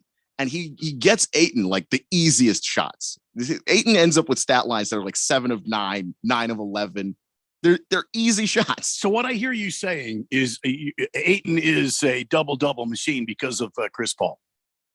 Well, to any point that he gets to 20, that Chris Paul is definitely a big But factor. Chris Paul's being a facilitator. You could say the same about any player he's feeding the ball to. He's not only feeding. Yeah, but I'm saying he's only feeding Ayton, but I'm saying he's capable of looking at Ayton and going, okay, I put the ball right there. That's like the easiest possible shot for him to make. Remember last year, a year before, the Valley Oop, where they inbounded it and he came down with a monster slam. We ain't seen that again. Nobody's slam-a-jamming. Where's the slam-a-jamming? Where are the slam dunks? What the hell? Did he forget how to slam dunk? No. Well, then what the hell? He's a finesse guy. No. That you don't get to be a finesse guy when you're that big. You say that, but that's who he is. I mean, we may not like to see it. The visual does not look good. He can jump. They taught Shaq how to shoot free throws better. He didn't get good. He got better. He practiced. They taught him a thing. We can teach DeAndre Ayton a thing. He can slam dunk. Like Jokic doesn't dunk very much, but Jokic is A, better shooter, and B, can't jump very high. DeAndre Ayton can really jump. None of these guys have to jump high to dunk. It's just, none of them have to jump high to dunk, but like DeAndre Ayton can really jump, even if you don't have to. He should get more rebounds. He should get more offensive rebounds and defensive rebounds. He should be getting more rebounds. Should being the operative word. Rebounding. All you gotta do is reach up your arms a little more. He stands there and he watches like this. He doesn't put his hands up. He doesn't look like he's going to try to grab it. He just goes. He watches. Well, rebounding, and every coach will tell you all the way down to like middle school basketball. The rebounding is effort and positioning. Know where to be, and then fight for the ball. And DeAndre Ayton doesn't do either very well. Like sometimes he doesn't know where to be, even when he gives effort. And then sometimes he's in the right spot, but doesn't give any effort. You got to be proactive in going up there and getting that basketball. The ball can't just come to you. You go get it. Raven Kid says, we can hope D-Book is taking that role of holding DeAndre Ayton accountable, but that'll always be what separates him from Kobe. Killer instinct. I'm not holding my breath that Booker is the guy behind the scenes. That, of course, and the rings. Booker won't ever have that unless he leaves town like KD did. Okay, Raven Kid, that's just a whole lot of hate. Yeah, and again, I don't think it's ever fair to say, well, that's why this guy's not going to be Kobe. Guys, there's one Kobe. There's one Jordan. There's one LeBron. Like, there's expecting anybody to be any of those people. Kobe is didn't kind do of some of the absurd. things Booker is doing too, by the way. It's They're just different guys. Yeah. It's so, and people's personalities are different. Like, does Devin Booker have a killer instinct? Are you serious? Game 3, the game is on the line, and Kevin Durant and Devin Booker, they're really only the two guys on offense doing anything. And he goes for 47 and he only gets fouled once. 20 of 25. Like that is unheard of. That is insane. That is uphill if I ever heard of. Yeah. So does he absolutely has a killer instinct. He's just not a guy who's going to tear apart his teammates because he's not that person. Oh my God. The Heat are shutting out the Knicks. It's a blowout. 3-0. Oh, wait, it's basketball. Never mind. Yeah. All right. So a Raven Kid, come back when you're not just being a hater. Boogie says Jokic should have been suspended for a game. It's hard to suspend him and not address Ishbia's actions. Ishbia didn't have any actions. Jokic not being suspended was a business decision where they disregard safety and precedent. Backbones may bend when the dollars are on the line. Well, that you are right about. Mr. Pringle says no, DeAndre needs to make more off-ball cuts. Against the spread says the energy and hustle difference between Landale and DA is huge, and there's a reason for it. DA has been pampered his entire career, was drafted number 1, never had to work his ass off, be great. Landale, on the other hand, has climbed the walls of basketball to get in the NBA. The guy played at St. Mary's. Wasn't drafted, played pro in Lithuania and Australia. Landale earned every second of his playing time. DA don't know nothing about that. You're 100% right against the spread. I don't know if I'm 100%. necessarily going to do the pampered thing because there are plenty of guys that get drafted number 1 overall and they give effort. They try hard. They go out there and bust their ass. I mean, Michael Jordan he had his struggles in his career, but he was the second player drafted in his draft. You know, people were telling him he was great from the moment he stepped in North Carolina. You either got it or you don't got it. And DA, unfortunately, sad to say, don't got it. Raven Kid is now speaking more nonsense. I wouldn't do the Kobe comparison if he didn't try so hard to compare himself to him. How has he done that? Have you seen him say me and Kobe are the same? Oh, I'm going to be. I've never heard him even talk the only about it. thing that they have in common is their play style, which is No, but he says if he didn't try so hard to compare himself to him. Where are you getting this, Raven Kid? I don't know. That's his idol, and that's. To say that that's a guy that I want to play like, that's a goal I want to reach. That's the level of greatness I'd love to achieve. It's not the all same he's thing. saying. If he's saying more, Raven Kid, love to know. But Raven Kid says he's pushed it ever since the legend died. I get idolizing the guy, but I hear it too much. You're hearing it from other people. You're not hearing it from Booker. Devin Booker, I don't see Randy, very did many you say interviews where he something talks about about this? himself. Did you say that Booker said something like this? No, I didn't say anything about this. Are you sure? I'm positive. Well, then Raven Kid's out of his damn mind. Yeah. And unless you find something where he compares himself to Kobe, I'm all ears. I think he's a huge fan of Kobe Bryant. I think he's mentioned Kobe. I think he's talked about wanting to play like Kobe or learning something from Kobe. Yeah. Just like Raven Kid is a fan of Lamar Jackson. I mean, you hear Raven Kid talk about Lamar Jackson all the time. Are you saying that you're comparing yourself, Raven Kid, to Lamar Jackson? And is that what you're saying? And it would be one thing if Devin Booker were somehow the only guy that idolized Kobe that way and modeled his game after him. Except DeMar DeRozan looks exactly like him. Kawhi Leonard looks exactly like him. Look at those guys in the post. They have that kind of got back to the basket, hesitation move, and then fade away like Kobe. They all do it. Kyrie Irving's another dude that plays like him in the post because they all grew up watching him. Like everyone's going to try and compare themselves to him because everybody wants to be like him the same way that Kobe wanted to be like Mike. And I'll repeat, Devin Booker is doing things that Kobe hasn't done. Not saying he's better than him, but he's working on it. And he deserves all the credit that he gets right now. It's the Daily Blender here on 1580, The Fanatic. At the Home Depot, our power tools are made for moms who do it all. Like the Ryobi 1+2 tool kit for just $139 that comes complete with a cordless drill and impact driver. So no matter if she's making improvements to her home or constructing a house for the birds in the backyard, she'll be equipped with tools that are as powerful as she is. Get Mom the Ryobi One Plus 18-volt power drill and impact driver kit for just $139 this Mother's Day, exclusively at the Home Depot. How doers get more done. 1 Mississippi, 2 Mississippi. Keep counting at those stop signs, Alex. Full stop and doesn't go until she counts to 5, McSweeney. Because you are a safe driver. And like most drivers who sign up for Snapshot from Progressive, which customizes your rate for how and how much you drive, you could earn a discount for your good driving. So don't turn into an Alex rolling stop and goes whatever she wants, McSweeney. Because once an Alex full stop and doesn't go until she counts to 5, McSweeney, always an Alex full stop. Well, you know the rest. Sign up for Snapshot today. Progressive Casualty Insurance Company and affiliates. Snapshot not available in all states or from all agents. Remember when you could go to the doctor and actually leave feeling better? Hi, this is Dr. Stephen Katz. The problem with our healthcare system is the focus on the system and not on your healthcare. At the Naturopathic Physicians Group in Scottsdale, our doctors are experts in full spectrum healthcare using a natural approach. Patients come in for a variety of issues, including joint pain, chronic conditions, and issues specific to men and women's health. We help people find relief when other doctors have failed. Our naturopathic doctors can restore your pain-free life using cutting-edge regenerative treatments. We can also help restore balance to your immune, digestive, and hormonal systems. Addressing your cause can also improve both mental and emotional stability. If traditional medicines aren't working for you, don't you think it's time to start feeling like yourself again? Call us. We're the Naturopathic Physicians Group in Scottsdale, Arizona at 480-451-6161. That's 480-451-6161 or go to naturopathicgroup.com.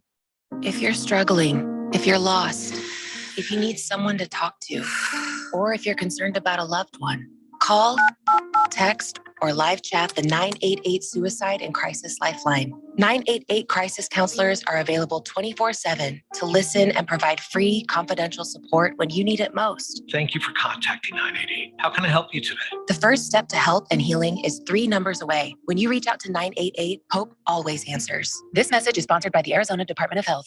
Will Shakespeare here. Back in my day, I invented over 1,700 slang words like swagger, bedazzled, and my personal favorite, besmirch. But even I have trouble understanding slang words like yeet or bougie or this is fire. Actually, it is extremely smooth Shakespeare vodka. Okay, boomer. See what I mean? But there is one word that describes the pure quadruple distilled spirit crafted from an 8th century Polish recipe the first time you try it. So lit. I couldn't have said it better myself. Shakespeare vodka. So lit.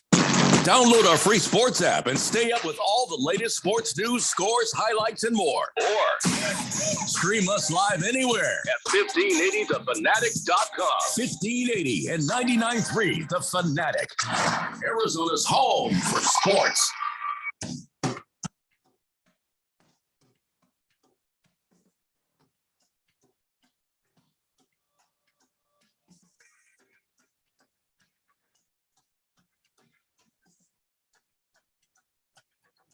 Wendler here on 1580 The Fanatic, and of course the text line is lighting up on Raven Kid.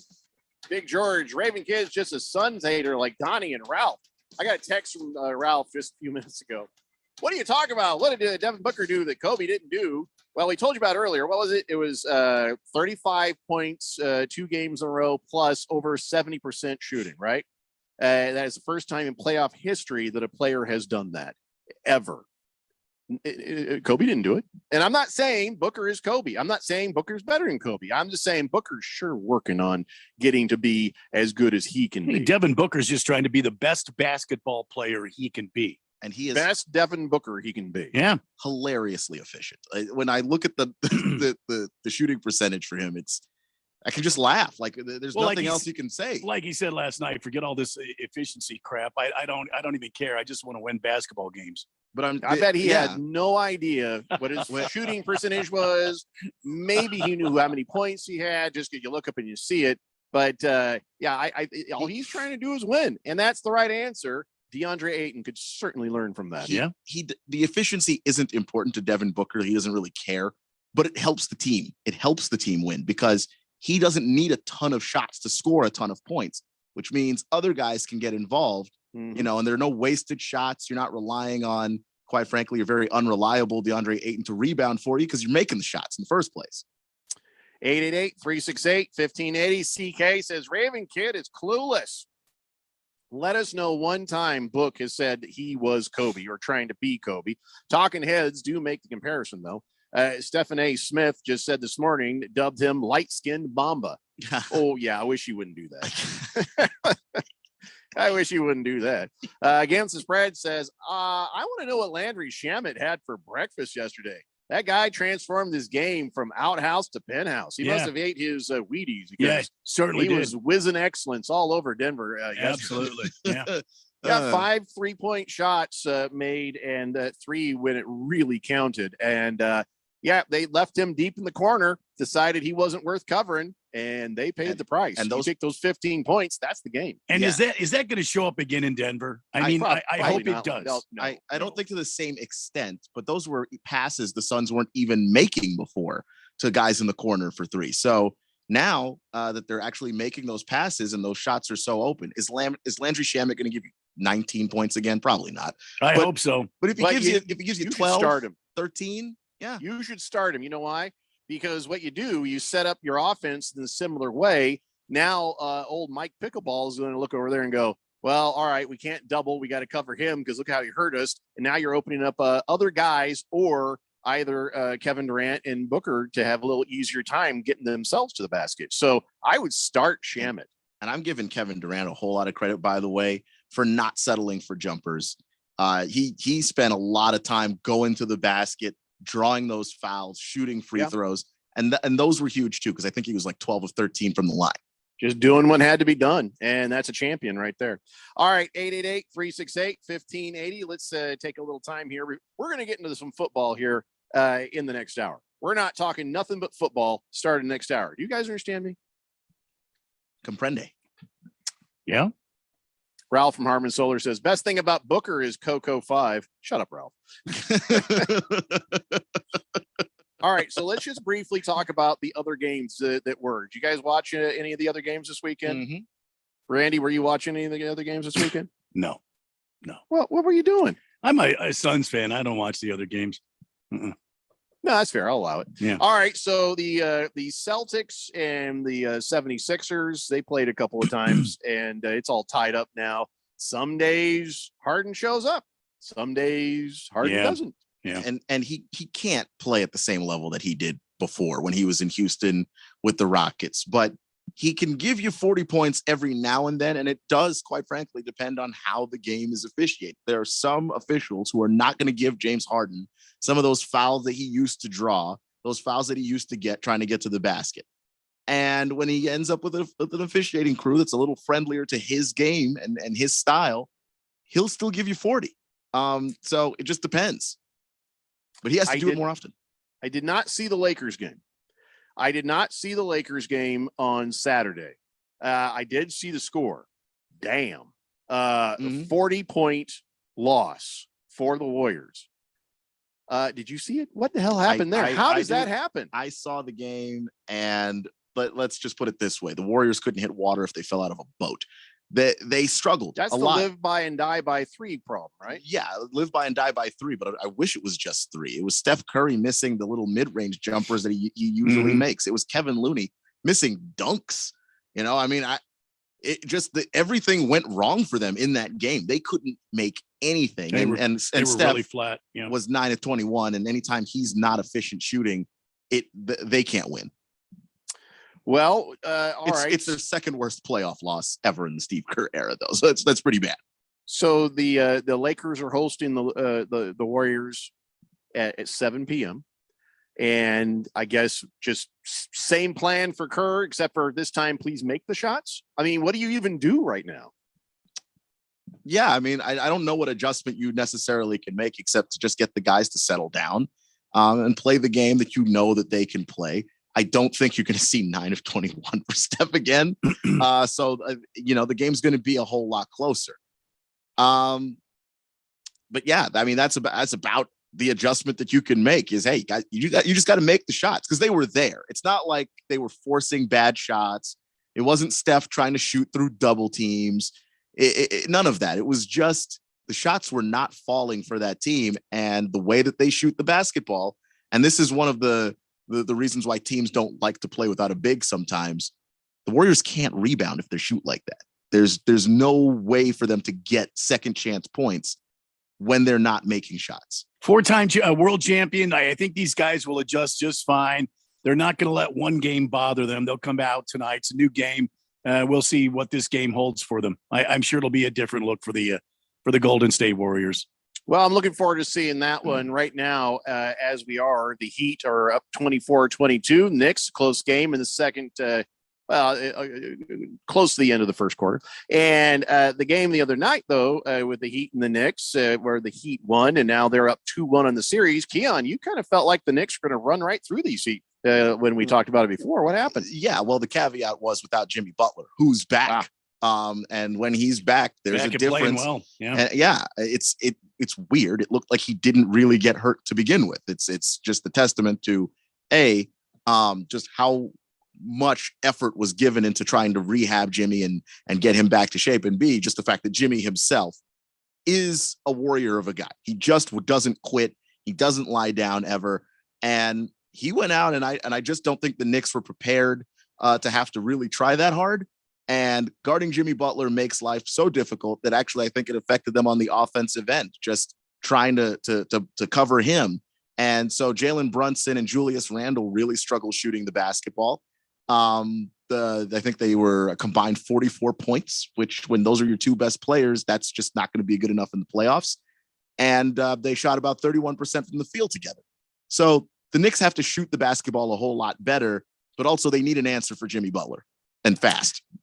All right. So we are in the middle of Miami and New York playing right now. Then we got Golden State and Los Angeles playing at 7. Of course, tomorrow, Suns play again, this time in Denver. One good piece of nice news is that nothing has changed over the weekend. The Diamondbacks are still only a game and a half behind the Dodgers, and they got the Marlins tonight. So yeah, I'm just saying, it's still looking pretty good. Still better than we thought it would be. Not false hope or bravado. It's just, I keep thinking every other day, this whole thing is going to change. But being only a game and a half back behind the Dodgers, still pretty good, Randy. Yeah, they keep winning. They keep having good outings. They keep playing good ball.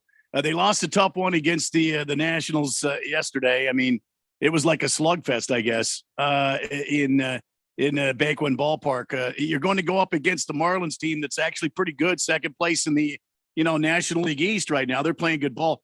One comment, though, from this weekend, the Dodgers were playing the Padres in San Diego, and the Padres won the first game. I don't know if you guys saw this or anything, but I saw on social media they had a snapshot of the scoreboard there at that said Padres win.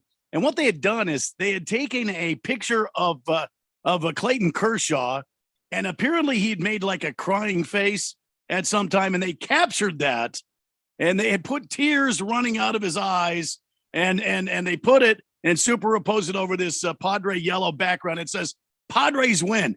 Well, San Diego Padres. Let me tell you something a little bit about baseball. You're in the midst of a 162 game season. And you probably should not poke the bear like that, because the Dodgers went on to win the next games, and that's what has propelled them to stay a game and a half in front of the Diamondbacks. So I thought it was funny. I thought it was very funny. Oh, yeah. Just be prepared for what happens afterwards. Yeah, oh, yeah. You're going to have to take it if you're going to do it. So when's the next time that they play them? I mean, yeah, they won the series, but yeah. Oh, they had to play them in a long time. Yeah. In fact, they don't play them again this year, it looks like. Hold on. They'll play them again. Oh, yeah. They'll play them 18 times. So not before Saturday. I mean, I'm not before July 8th, at least. I can't see the whole schedule, I guess. But I'm looking down there. Yeah. It looks like they play May 12th. Oh, nope. Friday, May 12th. Yeah. They play them again soon. Oops, my bad. I scrolled too fast. Mm-hmm. Mm-hmm. They will have to face them again, Randy. Yeah, you're right. Well, this is turning into quite the rivalry. I know that Ralph is going to have something to say about it. It's too bad he's not on the show today, but Dodgers keep winning, but so do the damn Diamondbacks, frustrating some people in baseball by all this winning. I'm surprised Ralph's not on the show today because the Lakers won a game. So and won by a lot. There's plenty for him to gloat about, but he didn't take the chance. Missed opportunity right there. Randy, when we come back, with the first order of business, we're going to get a weather report from you. Okay. I got to find out if this is the end of the hikeable weather or if it's time just to keep my ass indoors. Got to find that out. We're going to start talking some football. We're going to find out the hell the Commandos thought they were up to messing with my man, Andrew Luck. Oh, boy. A whole lot of other football stuff. Come on back, kids. It's the NFL here on the Daily Blender on 1580, The Fanatic. Coming up. 3 little words no parent wants to hear. My tummy hurts. And it always seems to happen at the worst times. Like in the middle of the morning rush, when you still have homework to check and lunches to pack, and of course, you're already late for work. Luckily, there's Pepto Kids. Pepto Kids chewables provide fast relief for common stomach issues, turning those 3 words into these 3 words. I feel better. Bad time for stomach upsets? Good time for Pepto Kids chewables. Fast relief for little tummies. Use as directed. Keep out of reach of children. For the latest from the world of golf, tune in every Saturday morning from 6 to 8 for the Golf Shop Radio Show, presented by PlayGolfMyrtleBeach.com, the golf capital of the world. Hosts Mark Greenhelch and Matt Blanchard talk golf from tee to green and everything in between. If you like golf, you're going to love Golf Shop Radio. Before you tee up, drop on in. Welcome to the Golf Shop here on 1580 and 99.3 The Fanatic. Today on Hey Culligan Smart Home, Smarter Water Softener. Here's Kevin. Hey Culligan, can a smart water softener lift those heavy salt bags for me? Kevin, it can. Wait, it can? Yep, the smart high-efficiency water softener from Culligan can alert your dealer when the salt needs to be replaced, and they'll do it for you. So your water stays soft, and you stay away from lifting the bags. I mean, I could lift them if I wanted. No judgment here, Kevin. We're happy to do it, and we're already on the way. Let us help you out with a free in-home water test with the local Culligan water expert at Culligan.com. Hey everybody, Mark Asher back to tell you about my great friends over at the Lund Mortgage Team. You know, the Lund Mortgage Team has been doing their thing for over 2 decades in the Valley, helping thousands of people in Arizona save money on their loans, get the best rate. They're mortgage brokers. They can shop it around for you. And now more than ever, it is so important to have a mortgage professional that's been around, that's seen the high rates, low rates, everything in between, because look, there's no sugarcoating what's going on right now. The rates are higher. However, the supply and demand, the whole how many houses are for sale in Arizona and what's going on, it's gone in favor of the buyer now. So if you're going to buy a new home, it is important to go and get that rate. Whatever that rate is, it's not going to be your forever rate. That's important to think about. So lock it in, get the house of your dreams, and move on. But let the people at the Lund Mortgage Team do their job. All the heavy lifting from start to finish. They'll find you the best rate out there. Call 623-875-9940, 623-875-9940, or online, lundmortgage.com. Progressive presents Precious Moments. Nothing beats driving cross country in our RV. This is so much fun, Dad. I don't even need to look at my phone. It's not the destination, it's the journey. Jinx! The exchange you just heard didn't actually happen, but it could. Bundle your home and other vehicles with Progressive, and you could use the savings to make sure that RV is always ready to hit the road. Who knows, your teenager might actually put down her phone for 5 minutes. It could happen. Progressive Casualty Insurance Company, affiliates, and other insurers. KQFN Tempe. Also transmitting on K25CD Phoenix at 99.3 FM. And K24EU Fountain Hills at 95.9 FM.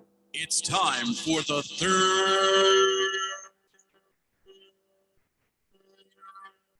hour. Quiet, people, settle down. Because it's time. Time for what? Showtime. When does it start? Right now. 3, 2, 1. Let's get on with the show. Let's do it.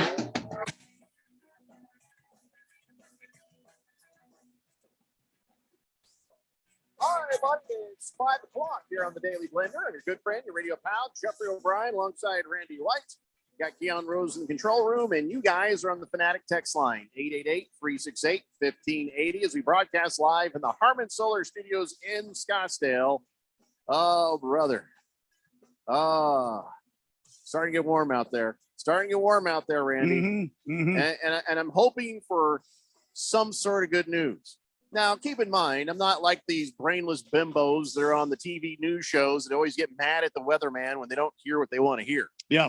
You are not the person who creates the weather. Right. You are not the person who programs the weather. Right. You are just the guy who says what it is, what it was, and what it shall be. Yeah, I just kind of inform the public. Yeah. Yeah. So I am hoping for some good news for at least maybe another week of mild temperatures. Uh-huh. Time for you to let us know. Time for you to fill us in on what we're going to get. Here's Randy White with your weather. From the Harman Solar 1580, the Fanatic Weather Center, Chief Meteorologist Randy White coming at you. Currently 91 under mostly sunny skies. Windy conditions until later this evening. Windy will cool down to about 62 degrees tomorrow. Looking at 94 for the high. Oh. Then, Jeffco, don't get your hopes dashed. 81 on Wednesday. Oh, yeah. But at 101 by Saturday. Son of a bitch. Sorry about that. Come on, Randy. Come on. Do currently better. Air quality moderate at 51 on the index. Where's the cooler temperatures, No, Randy? no rain in the forecast.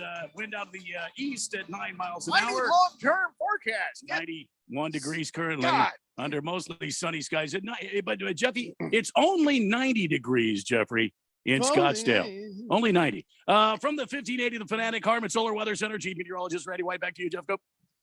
I apologize. I'm fine. So that's it. All hundreds coming up then. Yeah, All it's hundreds. over. It's over. It's done. Damn it. We have one last little blip of nice weather in the middle of the week. Doesn't look like that's going to happen, no. Time But of death. it is 77 currently. Call it. Under beautiful sunny skies in Sedona right now. Don't tempt me. 66 right now in Munns Park. How would you like to do the show alone again? Because I'm out of here. Hold on. Can't take it. Can't take it. See you in 3 months, boys. 66 and wispy clouds currently, Munns Park. No. Historian says, historically speaking, the war in Europe ended on this day in 1945. Really? Which war, historian? You're not going to give us any more facts than that? 1945 would be World War II. What if it was the war in MacArthur's pants? No, I don't think there was I'm a just war saying. in his We need pants. more details. It's not a war in MacArthur's pants. Oh, I bet there was a war in MacArthur's pants. No, it was not a war in his pants. It was Randy a- White, there is a war in every man's pants. No, it's a party in the pants. Well, it depends on the man. Yeah. MacArthur was a soldier. There's a war in those pants. Well, yeah, but when he unwound, he had a party in his pants. I'm pretty There's a sure. party in your pants. There's a party in my pants. Always a party in my pants. Yeah. There's a party in Keon's pants right now. Yeah, absolutely. Natural. MacArthur, he had a war in his pants. No. Oh, I think I know my history. Maybe. Boomer Sooner says, is it a sport now? Wait, what are you talking about? Oh, he says, Jeffrey, have you heard that some major big time athletes are supporting pickleball? No. Financially, most HOAs are changing tennis courts to pickleball courts. No. Is it a sport now? No, No. it's not. It's dumb. This is dumb as hell. And it's annoying that pickleball people show up and they demand to go put tape on good tennis courts, and they're like little vandals. No, it's not a sport. It's lame. I will say this, and I'm almost ashamed to admit this. I was waiting on the Miami Grand Prix to come on the TV, and there was a pickleball game on. As I tuned over to the ESPN in preparations for the Miami Grand Prix, there was a damn pickleball game on the TV, and I sat there and watched it for a moment. And what did you learn from this recon? I'll give you research since you do co-host a sports show. First of all, it's played with a wiffle ball, a yellow wiffle ball. And then you have these sort of oblong-looking ping pong paddles. And the second thing that I learned, if it's mixed doubles, the guy does all the work, the girl just doesn't do anything. Mm-hmm. Handful of times she might return it, and she will have a serve, but the guys always hog the ball. That's what I Right. learned. And also, for some reason, you cannot approach the net and get into an area known as, are you ready for this? The kitchen. Okay. Why do they call it the kitchen? I don't know why they call it the kitchen, but you can't put your feet in the kitchen. Not even a woman? Whose No. place is- You can. Oh, no. Oh, no. You cannot get in the kitchen, whether you're Yeah. male or female. There's no standing or stepping or walking through the kitchen at all. Those statements right there are horrible. Mm-hmm. All right. So you watched it. How long did you watch it? It was about maybe about 15 minutes. Oh, my God. Yeah. Was it that entertaining? No, I was just waiting on the Grand Prix to start. You are one dedicated race fan. I just wanted to see the damn Grand Prix. That's all. You know, I just and then I couldn't take any more channels. pickleball, and so then I went over. I changed the channel because the Grand Prix was supposed to start at this time, and the pickleball thing was still going on. So I changed the channel, and it went over to another thing, and then I came back to watch the Grand Prix, and it already begun. The pickleball went long and threw off the F1. Then there was 2 British cats calling the Miami Grand Prix. In Miami. Yeah. You need a clock above the TV, maybe, just to remind you what time you got to change back. And I couldn't understand what these, it was only, hey, how it's on why you so tell it together with so I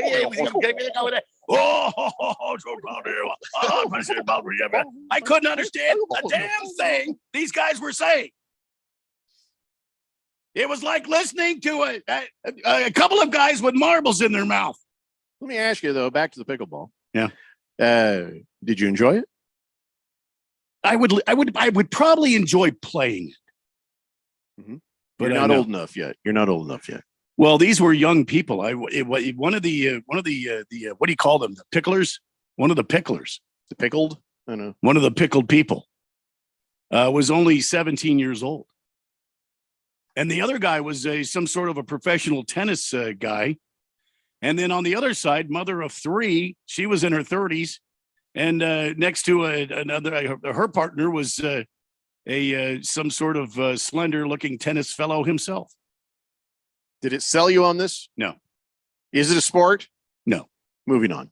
888-368-1580. Against the Spread says pickleball is definitely not the right sport for Mike McCarthy. That man was born to be in the kitchen. Mm-hmm. You can't keep him out of there. You're right. Yeah. Thunder Snow says, with those statements, Filthy Phil is now rolling over in his grave. What? Which statements? Oh, this was at 5:05. I didn't say anything about a Speedo, did you? I never heard nothing about Well, Speedo. he wasn't he a fan of the pickleball? Wasn't that? Oh, that's right. Wasn't that a thing that he geez. liked? Yeah, he'll get over it. Raven Kid says, Randy White tells us what the weather was, weather is, and what the weather shall be. Just like how he's the best meteorologist there was, there is, will ever be. Oh. Like the great Bret Hart was to wrestling. Thank you. Thank you very much. I don't deserve those accolades. There are many more of my esteemed colleagues that are much better than I, but thank you. Yeah, I got CK. He's got himself a nice bottle of Cocoa 5. Sent a picture of it. He's about ready to chug that Lyman. The hell are you driving there, CK? What is that you're driving? That looks like a big vehicle there. You got a lot of mirrors going on there. What is that? That looks interesting. 888-368-1580. Can we talk about football now? Please. We're actually, it's kind of messing me up. Been trying to talk football so many times. We've never gotten to it this soon lately with all the stuff that's been happening. Yeah, it's only 10 minutes after 5. Yeah. So Westwood One came around and they said, hey, how would you like to have a special show, a schedule release show? It'll be this Thursday night and it'll be at 5 p.m. And I said, yes. And Radio Ron said, no, you can play that at 7 p.m. I said, okay. So, I mean, look, I appreciate the damn effort. I really do. We were this close. Yeah, you will. Anyway, so we signed the contract. Everything's good. So we're ready to have this special NFL schedule release show. Where is the sound of a door slam? We need some sort. It was exactly sort of a door like that. slam here. That was it. I tried. So, and then they're like, "Hey guys, that schedule might not be ready for Thursday now." I was like, "Oh." And they're like, yeah, they may not finish it in time. Like, they've had how long to work on this? And so I guess Roger Goodell met with the in-house scheduling crew. And guess what? Now it is ready. And yes, here on this very radio station, Thursday night, 7 p.m., you will have the NFL schedule release show. So that'll be fun to find out who's kicking our asses this year. Because it's gonna be bad. It's not at 5. Yeah. Nope, not at 5. You can play that at 7. Not even 6, 7.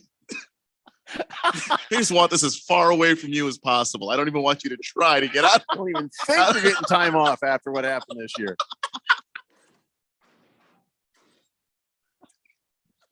So, anyways, we're going to find out what's what Thursday night. I did try. Anyway, by the way, part of the scheduling, which was interesting that they have kind of leaked and let us know, is that now they're making Christmas Day a 3-game day. Did you say the schedulers are leaking? Yes, the schedulers are leaking. They, I don't know what you want to do. Is it anything serious? Probably get some of that tape. Remember that black tape they smack on things and stop leaks? Yeah. What is that called? Yeah, what's it? I don't know. Fast fix tape or whatever it is. Yeah.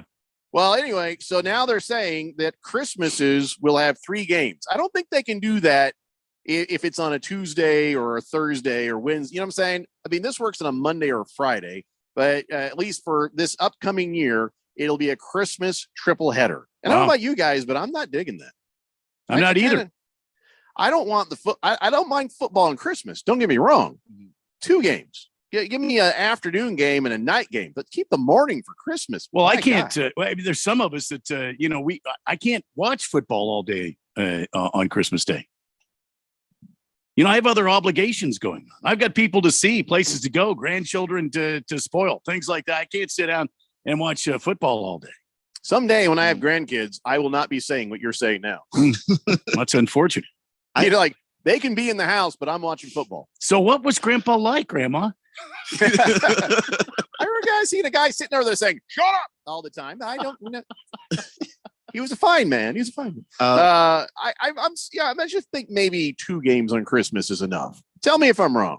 Am I wrong? Isn't there basketball also on Christmas There Day? is. The NBA has marked Christmas as one of their big days. In fact, it is one of the days that they have their highest ratings, so they try to put their best matchups on. But the NBA can't be happy about the NFL doing this. No, they are less than thrilled because it is a gigantic day for them. And, the NFL's like, yeah, we're going to do the Black Friday game too. So you can't even move to Friday to hide from the NFL. Yep, there is no hiding from the NFL. That is a correct statement. But I don't know. I guess it'll be for us. I guess it'll be what 11 a.m. It would be the first game, and then you got 3 games in a row going up until the night football. So this year it's on a Monday. Then there's a leap year, so then the next year it's on a Wednesday. That's where it gets weird. I don't know. Does it matter? I guess. I don't remember if we've ever had football on a Wednesday. That's just weird. That is even weird. If it is Christmas. And I don't know what they're going to do about that week. I mean, obviously, I think you're going to just can the Thursday game, I think.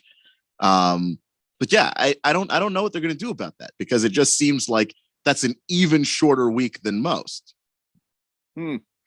Well, it's happening. So the NFL doesn't. I wonder if Roger Goodell got on the phone, called up old Turtle Man Silver. Yeah, and said, "Hey, want to hear a funny one?" And Silver said, "Yeah, we're gonna have 3 games on Christmas Day." I don't. You're laughing. I'm about to laugh. I somehow don't feel like Adam Silver was laughing at all. And then Silver said, "That's okay. We'll have Black Friday." Wrong. Ooh, about that. So follow-up joke. I wonder if they do that. They're just gonna follow you everywhere, little guy. And then Goodell got on the phone with the NHL commissioner, Gary Bettman. Hey, guess what we're doing?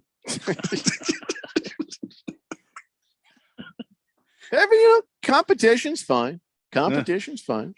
I ain't watching if I don't want to watch. What show has ever beaten the NFL? Like, if you look at the highest rated TV programs every year, the first 30 are just NFL games.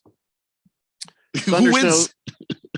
Thundersnow says there's a delay in the schedule because they were trying to put all the Cardinal games in Thursday Night Football. Damn. Was Bezos screaming? Evil. That is evil. All right, so there's another thing about the schedule.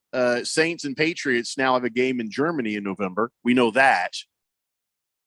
Hooray. Bears and Chiefs going to have another game in Germany. The Bears and Chiefs. Yeah. That's a weird matchup. That is a weird matchup. Could be fun, though. Yeah, they're saying Why Justin would they- Fields is on fire right now in OTAs and practice. I mean, he might be, but I mean, Bears and Chiefs.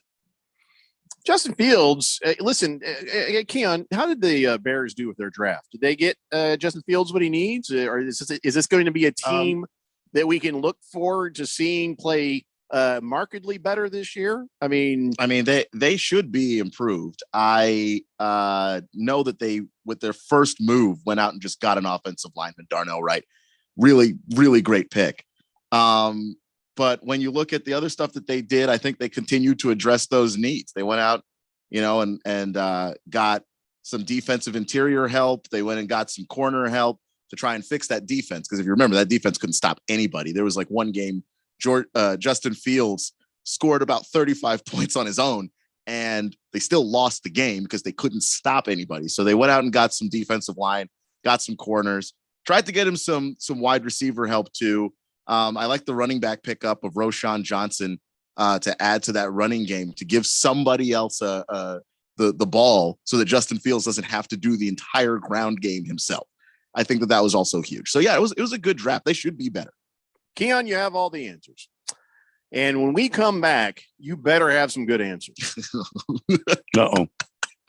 I am not happy right now. Your Commandos tampering with Andrew Luck, my quarterback. He's still a Colts quarterback. The contract says so. And we're talking about this when we come back. You better get your story straight. It's the Daily Blender here on 1580, The Fanatic. This is Brent Musburger's action update on 1580 and 99.3 The Fanatic. Juice Reel, the betting intelligence tool that's making better bettors. Open the App Store and get your hands on Juice Reel. Start betting smarter. Juice, R-E-E-L. Juice Reel. Now, here are the latest lines from my guys in the desert. The Stanley Cup playoffs continuing as the conferences are in their semifinal matchups. Edmonton, the betting favorite to win the cup at plus 320. The Oilers trying to become the first Canadian team to win the championship since Montreal in 1993. The Florida Panthers, who upset the number 1 seed Boston Bruins in the opening round, are plus 350 to hoist the cup. The Carolina Hurricanes are also at plus 350. The Vegas Golden Knights in that series with Edmonton, plus 750 to win it all. New Jersey, plus 800. And the Seattle Kraken in their second year of existence, plus 850. I'm Tony Desiri with your VSiN Action Update on 1580 and 99.3 The Fanatic. Today on Hey Culligan, Smart Home, Smarter Water Softener. Here's Kevin. Hey, Culligan, can a smart water softener lift those heavy salt bags for me? Kevin, it can. Wait, it can? Yep, the smart high-efficiency water softener from Culligan can alert your dealer when the salt needs to be replaced, and they'll do it for you, so your water stays soft and you stay away from lifting the bags. I mean, I could lift them if I wanted. No judgment here, Kevin. We're happy to do it, and we're already on the way. Let us help you out with a free in-home water test with the local Culligan water expert at Culligan.com. When you run a business, you need to be in control. And while you can't control everything that happens in the world of business, you can definitely take control of your utility expenses with the help of Harmon Solar. Give them a call and see how your company can save up to 80% on that monthly electric bill with zero down and no payments for 12 months. Harmon Solar is a local family-owned company that uses top-of-the-line equipment. Call Harmon Solar, 800-281-3189. That's 800-281-3189. Or go to harmonsolar.com. Think for a moment about how much time you spend planning your vacation. Now, think about how much time you spend planning for retirement. Maybe it's time to change your focus. Maybe it's time to take a trip. I'm Mo Ansari, host of Market Wrap and president of Compact Asset Management. My team of certified financial planners uses their Target Retirement Income Planning Model, or TRIP. TRIP is an important tool which we use to evaluate investment strategies and lifetime income products. Then we use that information to determine the best strategy that could provide you with the financial security you seek and the peace of mind you deserve. Call Compact Asset Management at 1-800-388-9700 for your comprehensive, customized TRIP report with specific recommendations designed just for you. Call 1-800-388-9700. That's 1-800-388-9700. Compact Asset Management is a registered investment advisor. Funds custodian, Fidelity Institutional Wealth Services, member FINRA, SIPC.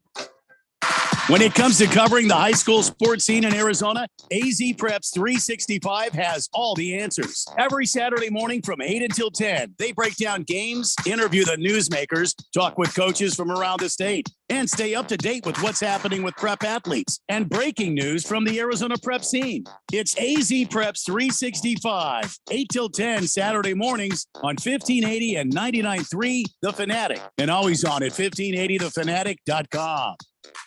Now that the draft is in the books, it's that time of the season when the team gets together, to get acquainted. Let's go. Practice time. Summer means mini camps, OTAs, then it's on to preseason. Keep yourself tuned to the station with all the insight, updates, and breaking news when you need to know about the NFL offseason. Remember, if it's the NFL, we talk about it. Your home for NFL news, games, playoffs, and Super Bowl in the Valley. 1580 and 99.3 The Fanatic.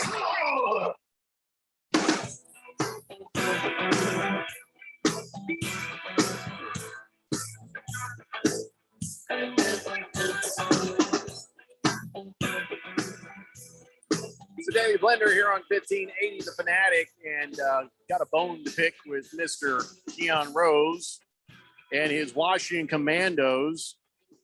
The hell, man. Seriously. Will you think that you're going to get him to play for your team when he won't play for my team?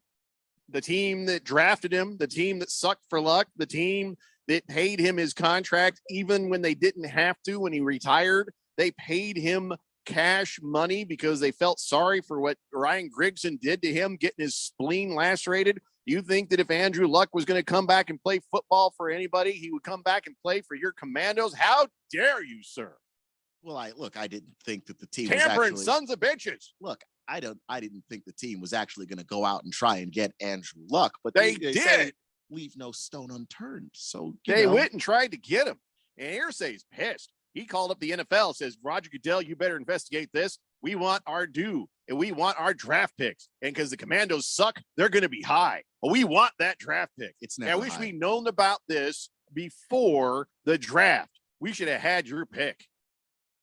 I mean, what pick do you think the league is going to give? All of them. All of them. Yeah, That's Andrew Luck. This ain't no they're not gonna give you mediocre coach. This ain't Gannon. This is Andrew damn Luck. That deserves massive retribution for tampering with my Indianapolis Colts, prodigal son. Somehow I feel he just insulted the Cardinals.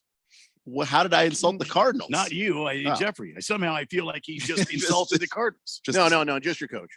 Anyway, so, I'm just saying, it's not the same. These two things are not the same.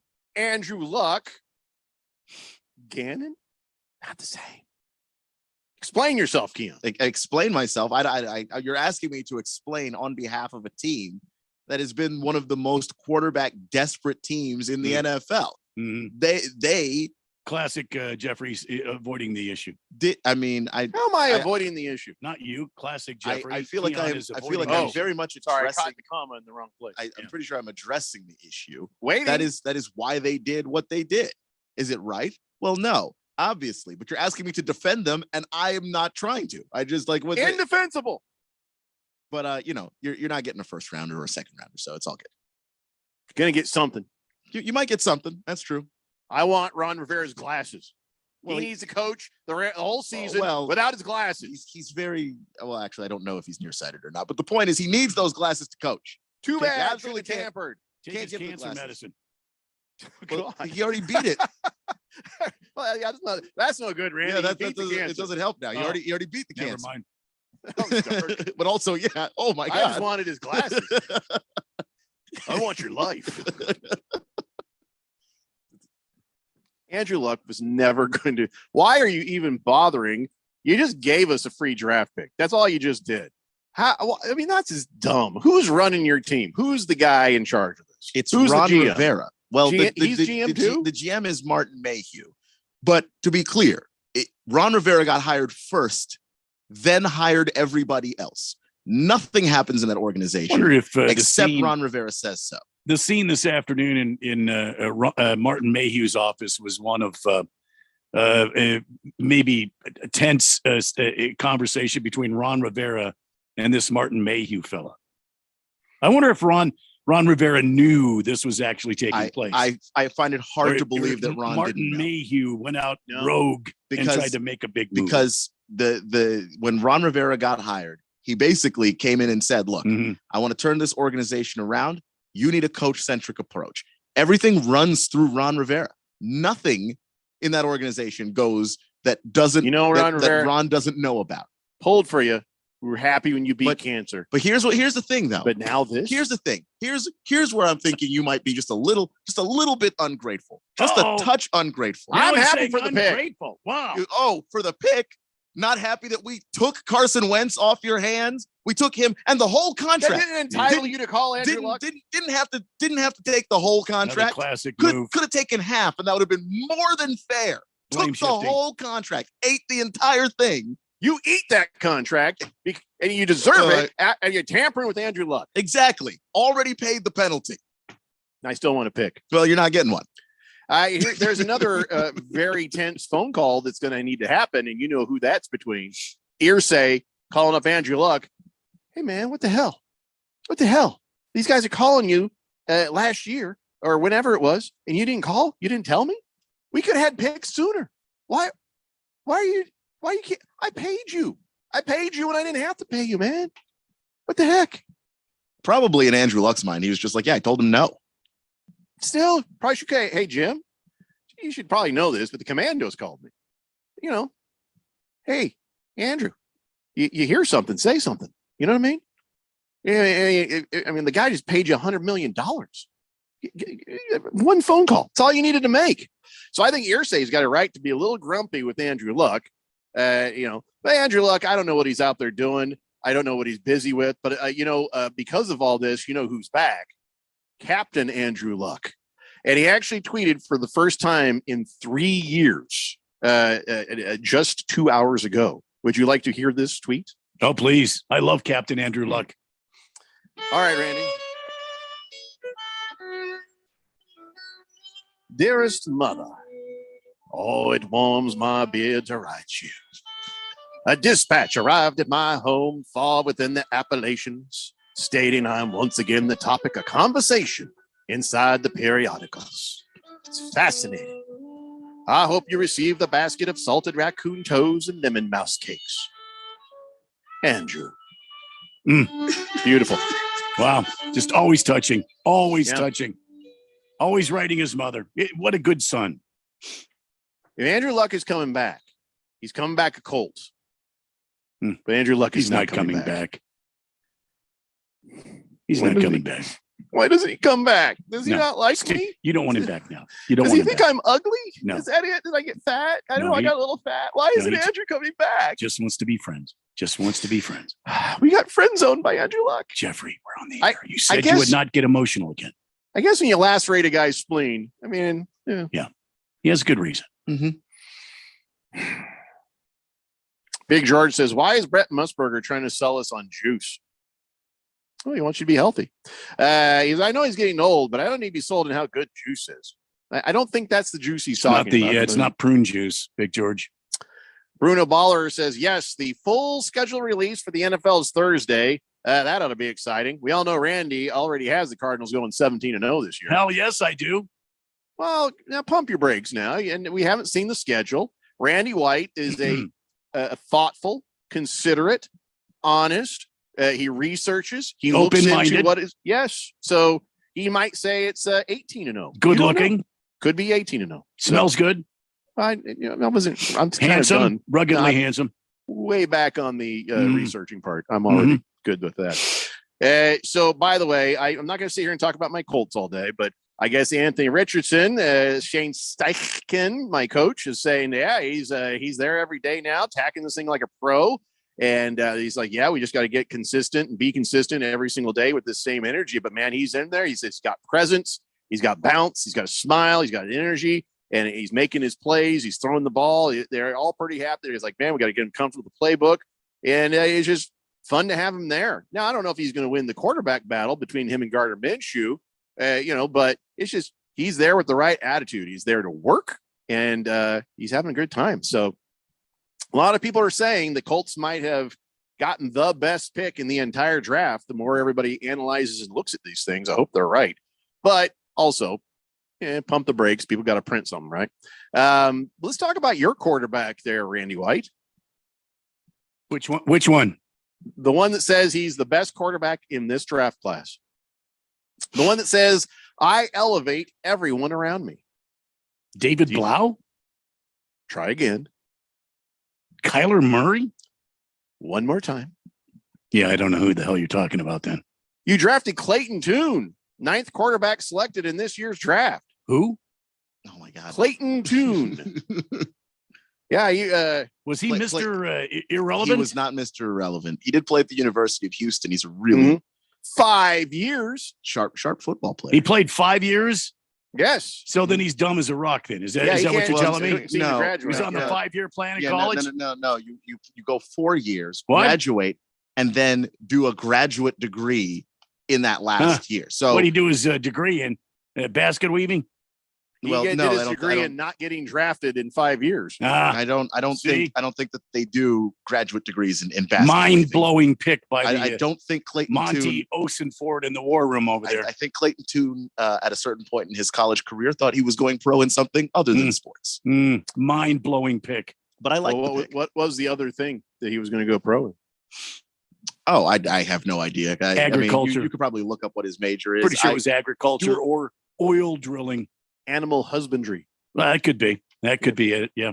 Mm-hmm. Here's what he says. I think I'm the best quarterback in this class, and God has a plan for me. You say that to hecklers. Hey, buddy, I got a microphone. You got a beer. God has a plan, and right now you're not in it. That was always a fun heckler line. But, this guy says, look at my body of work, the effect I have on my team. I elevate everyone around me. I'm a natural leader. People follow me and see the work I'm putting in and the mindset I have, and they want to follow suit. I have that no flinch mentality when things get going tough. Those are some of the intangible things. And then being able to make every throw on the field, being able to make all the plays off the schedule, and being more mobile than people realize. This guy, Clayton Tune, thinks he's the bleep. What's his name again? Clayton Tune. I'm sure he goes by Clay. Clay Tune? No, maybe he goes by Clayton just so you don't do that. It's too bad. So his dad didn't name him Carlton. Then he could go by Cartoon. Name him Cartoon. Yeah. See what I mean? That would have been cool. I think we're going to call him Cartoon then. I think you should. Well, I mean, see him play first. I don't know. But I mean, if this guy turns out to be the surprise of the draft, I'm happy. Yeah. But I mean, really, what are the odds on this? I don't care, Keon. Play or no play, he's Cartoon from here out. So what were you going to say? 20,000 to 1 odds. 20,000. I mean, I don't know if it's 20,000 to 1. Jesus, 20,000 to 1 odds. What are you talking about? We've got the powerhouse David Blau. What's 20,000 to 1? His odds that this guy's going to be anything special. Who put those odds out? Me, Randy. I handicapped 20,000 to 1. I think higher, like 100,000 to 1. Yeah, he's a 5th round quarterback. So I mean, you're just rolling the dice to see what the guy has. He's a camp arm. But what he's done, no, not as a 5th rounder. I think they signed him for like 89 cents and a bag of Lay's potato chips. I'm pretty sure that was the contract.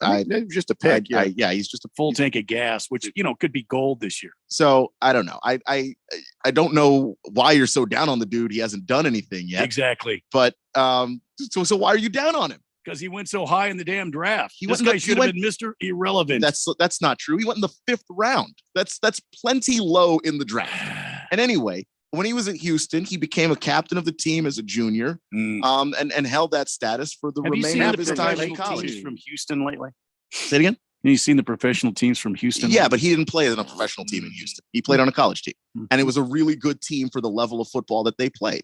And he completed damn near 70% of his passes last season, which is absurd. Congratulations. He's incredibly accurate. Man. He's got a big time arm. It is the NFL, so coach the guy to be good.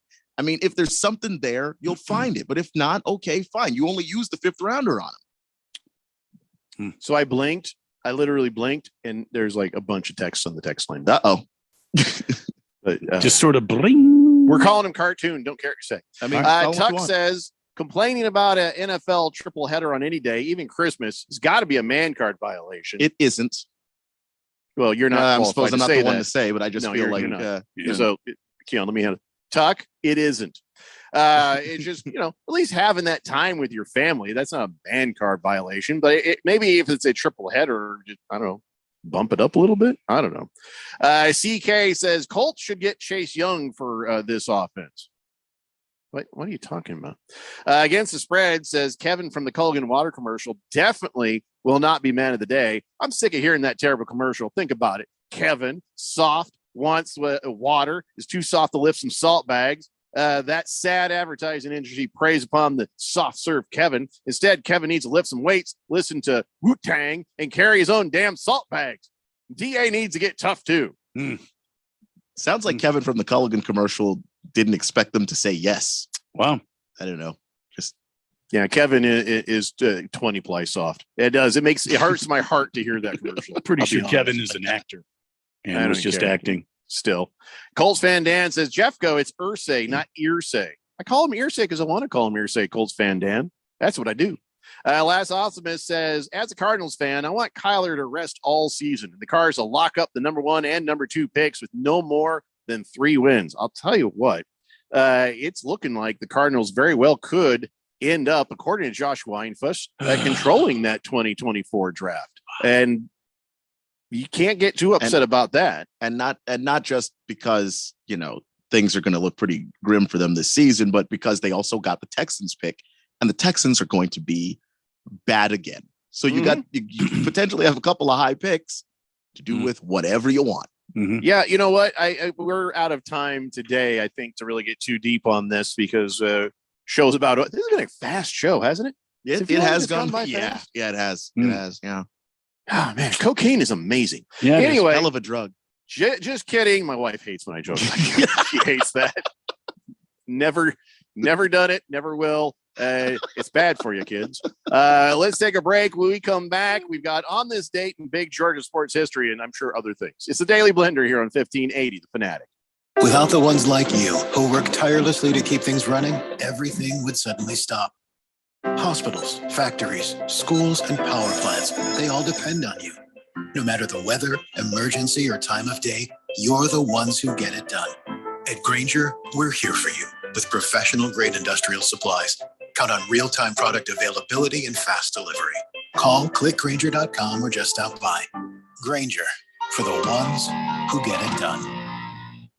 If you're struggling, if you're lost, if you need someone to talk to, or if you're concerned about a loved one, call, text, or live chat the 988 Suicide and Crisis Lifeline. 988 crisis counselors are available 24/7 to listen and provide free, confidential support when you need it most. Thank you for contacting 988. How can I help you today? The first step to help and healing is 3 numbers away. When you reach out to 988, Hope always answers. This message is sponsored by the Arizona Department of Health. This is a special alert to all Americans who own a vehicle with less than 200,000 miles, with an auto warranty about to expire, or with no warranty coverage at all. Due to a decline in the economy, CarShield is announcing a low-cost, month-to-month vehicle protection plan that is now available to the public to save any driver out-of-pocket expenses on future auto repairs. Call now to find out how you can pay almost nothing for covered auto repairs. Yes, you heard that correctly. Pay almost nothing for covered auto repairs. An open phone line has been established for all drivers to call for a free quick quote. Call 800-736-6158 now. Drivers who are covered will not have to pay for covered repairs again. This protection plan is at an all-time low. Additionally, drivers who activate this vehicle protection today will also receive free roadside assistance, free towing, and car rental options at no additional cost. Call us for your free quick quote today. 800-736-6158. That's 800-736-6158. What do you have to lose? Call 800-736-6158. Again, 800-736-6158.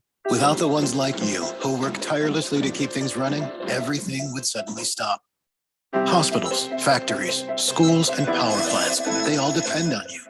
No matter the weather, emergency, or time of day, you're the ones who get it done. At Grainger, we're here for you with professional-grade industrial supplies. Count on real-time product availability and fast delivery. Call, click Grainger.com, or just stop by. Grainger, for the ones who get it done. 1580 The Fanatic and at 1580thefanatic.com. Your home for sports.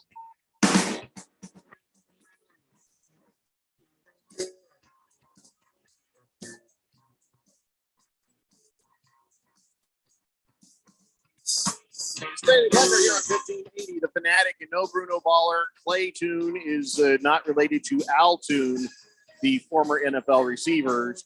Clay is Tune. Al Toon was Toon. So yeah, would have made more sense the other way, but I got you. 888-368-1580. So right now, halftime, the Heat are up 56-48 over the Knicks, and as you know, 8 or 10 points in the NBA is nothing until about the 3-minute mark of the fourth quarter. So anything might go.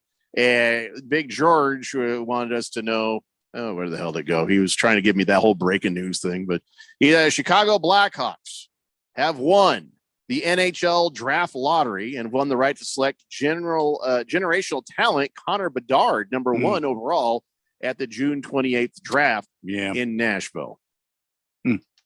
Okay. And the luck continues on for the Coyotes. Mm-hmm. Wait, they were better than the Blackhawks? Apparently. It's another rigged I don't know how they thing. do that. It's another rigged draft thing, just like the NBA. Is the NHL draft a lot like the NBA draft? Very, very much like they have the lottery and then they do the draft. Oh my God. So now we got now we have something else happening. The longtime West Virginia men's basketball coach used an anti-gay slur in an interview with a Cincinnati radio station. Bob Huggins. Oh no. Oh man. He gone. Bob Huggins is a good coach too, but not anymore. He's not. Yeah. Now he's might not be. Here's what they were talking about. He's I guess he was asked about his former in-city rivalry against Xavier when he was coach of the Bearcats. He says, any school that can throw rubber penises on the floor and then say they didn't do it, my God, they can get away with anything. He said, I think it was transgender night, says somebody else. And he says, what it was all those slurs, those Catholic slurs, I think. Starts with F, and I think you know what it is. And he says they were envious they didn't have one. And I guess not having penises or something. I don't know. Huggins just lost his damn mind on the radio. Mm-hmm. So it just, is this where these people are just blurting stuff out? A smart person takes a moment. They're just I'm glad they are. And I'm glad the more bigots and bad actors that we find, identify, push aside, say that's not going to be tolerated, the better it is. But it sure ain't easy on the soul. You know what I'm saying? You keep thinking, maybe, come on, humanity, you can do it. No, we can't. It's just, I just am very disappointed. Just disappointed. Yeah. And that's just the surface. The underneath is worse. I just don't get it. Going back to the Glenn Kuiper thing, like it's okay. Yeah. So the guy outed himself. That's a good thing generally, but does it suck to hear it? Yeah. It does. I wish we were in Star Trek days where everybody liked everybody and it didn't matter. I find myself drifting back. I'm not a Trekkie. I'm not going to the conventions or nothing. I'll watch that show where humanity has gotten to a point where that crap don't matter and the money don't matter. It's just everybody trying to be better people. Wouldn't that just be nice? But we're not going to make it. We're not going to make it to Star Trek days. We're not going to make it another 100 years. It's either we've killed the planet or we've killed ourselves. Book it. I'm serious. Well, I mean, there'll be nobody to pay the bet, but it's a bet that I'm going to make. What the last person will be like, damn, Jeffrey was right. You know, the last guy on Earth. The last thing you'll see is a monument to me being right. When the aliens show up and be like, I don't know who this Jeffrey O'Brien a-hole was, but I guess he saw this coming. 888-368-1580. CK says Texans are in a horrible division and they play weak NFC schedule. Don't be surprised if they win 5 or 6 games, though, actually. The Texans don't play an NFC schedule. Oh, you mean the non-conference stuff? I guess if they play outside of the conference, I forget what teams they have on their schedule, but yeah. But they're still bad. They've played in this division they're not winning anything. They played this division last year. Was it a way stronger division last year? No, it was bad last year. It'll be bad again, and they'll be bad again. Unless CJ Stroud is just that guy, which, I don't think it's fair to ask a rookie to be the kind of person that can elevate this Texans team. So, I don't know, Randy, you're awesome fart and you're Gannon, and maybe they're looking ahead like we are. Maybe they see the same things. So you could suffer a bit this year, but 11 picks next year, including 2 first-round draft picks. Mm-hmm. This could be the rebuild you've been dreaming of. Could be something to just sort of remember and try to keep next to your heart, because you're going to need it. This season is not going to go well for you. I will stand firm. But I will say that I like that. I'm not saying that to be mean. I will still pick the damn Cardinals to win every game they play. I do like that Austin Fort basically was just the opposite of Keim. I'm just going to get a ton of He picks. actually was educated in football. Yeah. Imagine that. He made moves that made sense, All right, we got to move on. Ladies and gentlemen, it is time now for On This Date in Big George's sports history. Back in the year 1936, after falling from his mount on a horse named Flanagan's, he was trampled by 4 different horses at Bay Meadows Racetrack in San Mateo, California. Jockey Ralph Neves was declared dead on the racetrack by a doctor. Neves' body was taken to a hospital and then placed in a cold storage facility. And according to the San Francisco Chronicle, that was not the end of the story.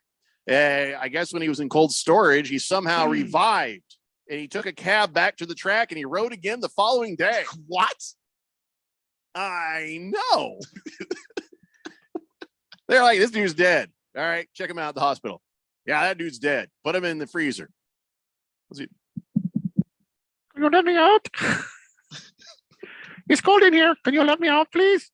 And he was like, oh my God. He's you can have your toe tag. Can somebody give me a cab? And he did. He rode the very next day. He would live a long and prosperous life. What? Wow. He got elected in the Racing Hall of Fame in 1960. He won 3,772 races. Talk about comeback player of the year.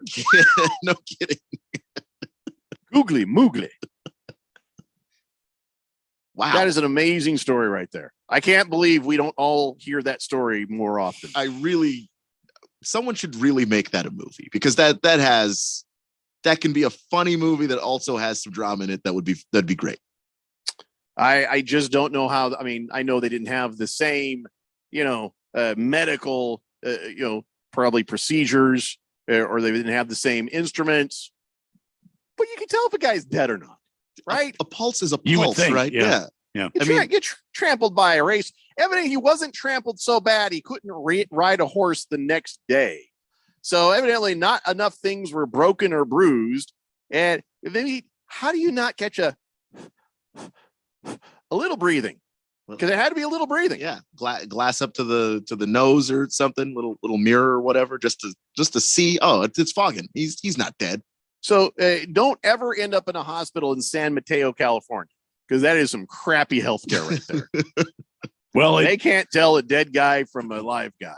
Fortunately, they didn't treat him like like they do some of the horses. Yeah, he'd be done.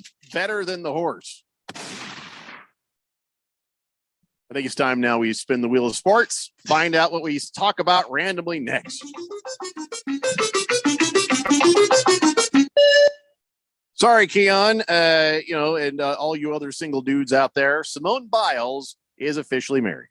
Married Houston Texans Jonathan Owens in Cabo. So no kidding. You no longer have a chance with a very short and very limber girl. I am sorry. But, I mean, you've got a girlfriend, so that doesn't matter. Yeah, it worked out. Good for her, though. Yeah, the rest of you, though, time to move on to other mental health challenged, very short gymnastic girls who are very, very talented. That's all I know about her. I don't really know anything about her. All she does have that Mary Lou Retton squeaky voice. Didn't she receive she's the itty bitty? the Medal of Freedom or something like that from Joe Biden? She did, I think. Yeah, I think she got the Medal of Freedom. She was also for a while there in like a ton of Subway commercials. She was in a lot of those. Yeah, yeah. I wouldn't mind a Subway sandwich or a Medal of Freedom. What would you rather have, Medal of Freedom or a Subway sandwich? Subway sandwich, because if Joe Biden's giving me the Medal of Freedom, I'm afraid he's going to be sniffing my hair. It's true. That's creepy. Yeah. I want the Subway sandwich. I want the cold cut combo. My wife tried to get me Subway the other day, and then she's like, "Hey, my husband wants a cold cut combo," and they're like, "Well, we're out of cold cut combo." Wow, you're out of cold. Slice them. Oh, that's not how this works. Yeah, it comes in a thing already. All right, so I got. Wow. You know what I had for lunch? Cereal. I was like, forget it. I don't even care. Big George says, yeah, the guy that got trampled by the horse, he lived until 1995 to the ripe old age of 78. How about that? Not bad. Against the Spread says, you're right, Jeffrey. We're doomed. But the planet will definitely outlast humanity. If I had to lay odds based on geological timeline, the Earth's favorite at negative 4,500 on the money line. If anybody wants to bet, I'll take the money because either way, I ain't paying out. Oh, yeah, you're absolutely right. We can't do anything to this planet that it can't just, take a moment and recover. And a moment for the Earth is like 100,000 years. They don't even care about us. When we say that we'll kill the planet, we basically mean kill the planet's ability to support us. Right. It'll be fine. It's been blown up, started over, comet down, started over again. Life at the basic form. Oh, the trees will come back, the grass will come back. Who knows what it'll look like, but the planet will be fine. We're the idiots. Lost Toby says, what a long ass day. And just here to say the NBA is rigged and the Lakers can burn in hell. Oh, I'd like to hear that since the Lakers are playing tonight against Golden State. All right. I'd love to hear me some burn in hell Lakers, Randy. How about the long version? How about it? Lakers, burn in hell, Lakers. Something knocks you out again. You won't be in the postseason, but something knocks you out again. Something knocks you out, so burn in hell. Oh, that felt nice. I'll be watching that game tonight. Looking forward to that. Spin the wheel, Randy. Let's see what we talk about next. I don't know if this is a cultural thing, but somebody didn't get the memo. So there was this race in Spain. It was a women's running race and a 7-kilometer Carrera de la Mur. And and I guess they had to apologize because they're like, welcome to Spain. They have that Lisp Spain, the Castilian Spain. The first place, a food processor. A food processor? Yeah. And for the rest of the girls, non-fat gifts. Sorry, what? Okay? Yeah. They gave as a first place prize a food processor and lots of nice no fat gifts for the rest of the ladies. And people are like, the hell? If you win, housewife, and if not, you're gonna lose some weight. What the hell, man? That's kind of it's oddly sexist, isn't it? But very specifically sexist also for just no reason. None at all. Yeah, and that was Spain's Secretary of State who equality there. She's like, okay, this is some bull crap. And they said, well, we'll take measures to avoid similar incidents in the future. I'm like, don't give me a food processor. Give me the cash equivalent. I mean, that's a bull crap prize right there. They are expensive. And yeah, look, I mean, you don't think that anybody would want a TV or a car or we regret couch. Any woman felt offended. We could consider this product no sexist character, ideal for any athlete who wants to improve their nutritional habits. Yeah, the athlete wants to buy that stuff. And since you spend so much time in the kitchen, this is for you. This is for you. Oh, God. To make your life a little better. No fatties. Here is your no fat. Oh boy. It's just not a good look all the way around.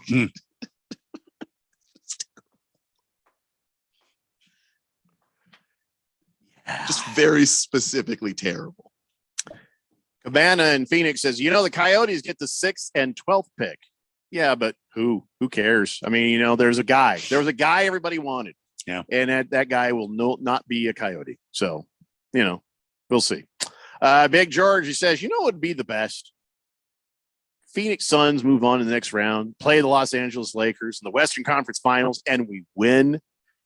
I love the whole text until he says that would be the ultimate diss against Ralph. I'm not even thinking about Ralph at that point. Yeah. It's a fun rivalry, and there will be bets on that. But I'm thinking about the Phoenix Suns. Man, that'd be something. I don't know if we're going to get there. I don't know if the Lakers are going to get there. But that would be, that would make our year, wouldn't it? 2023 started out bad.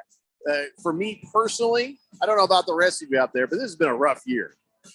That'd be Christmas in June. Oh, that would be fun. Your giant 7 foot tall lips to God's ears. You're close enough to him. He should be able to hear you. Hopefully that happens right there. Oh, now I got that to think about. Go Suns. It's the Daily Blender here on 1580, The Fanatic. When you run a business, you need to be in control. And while you can't control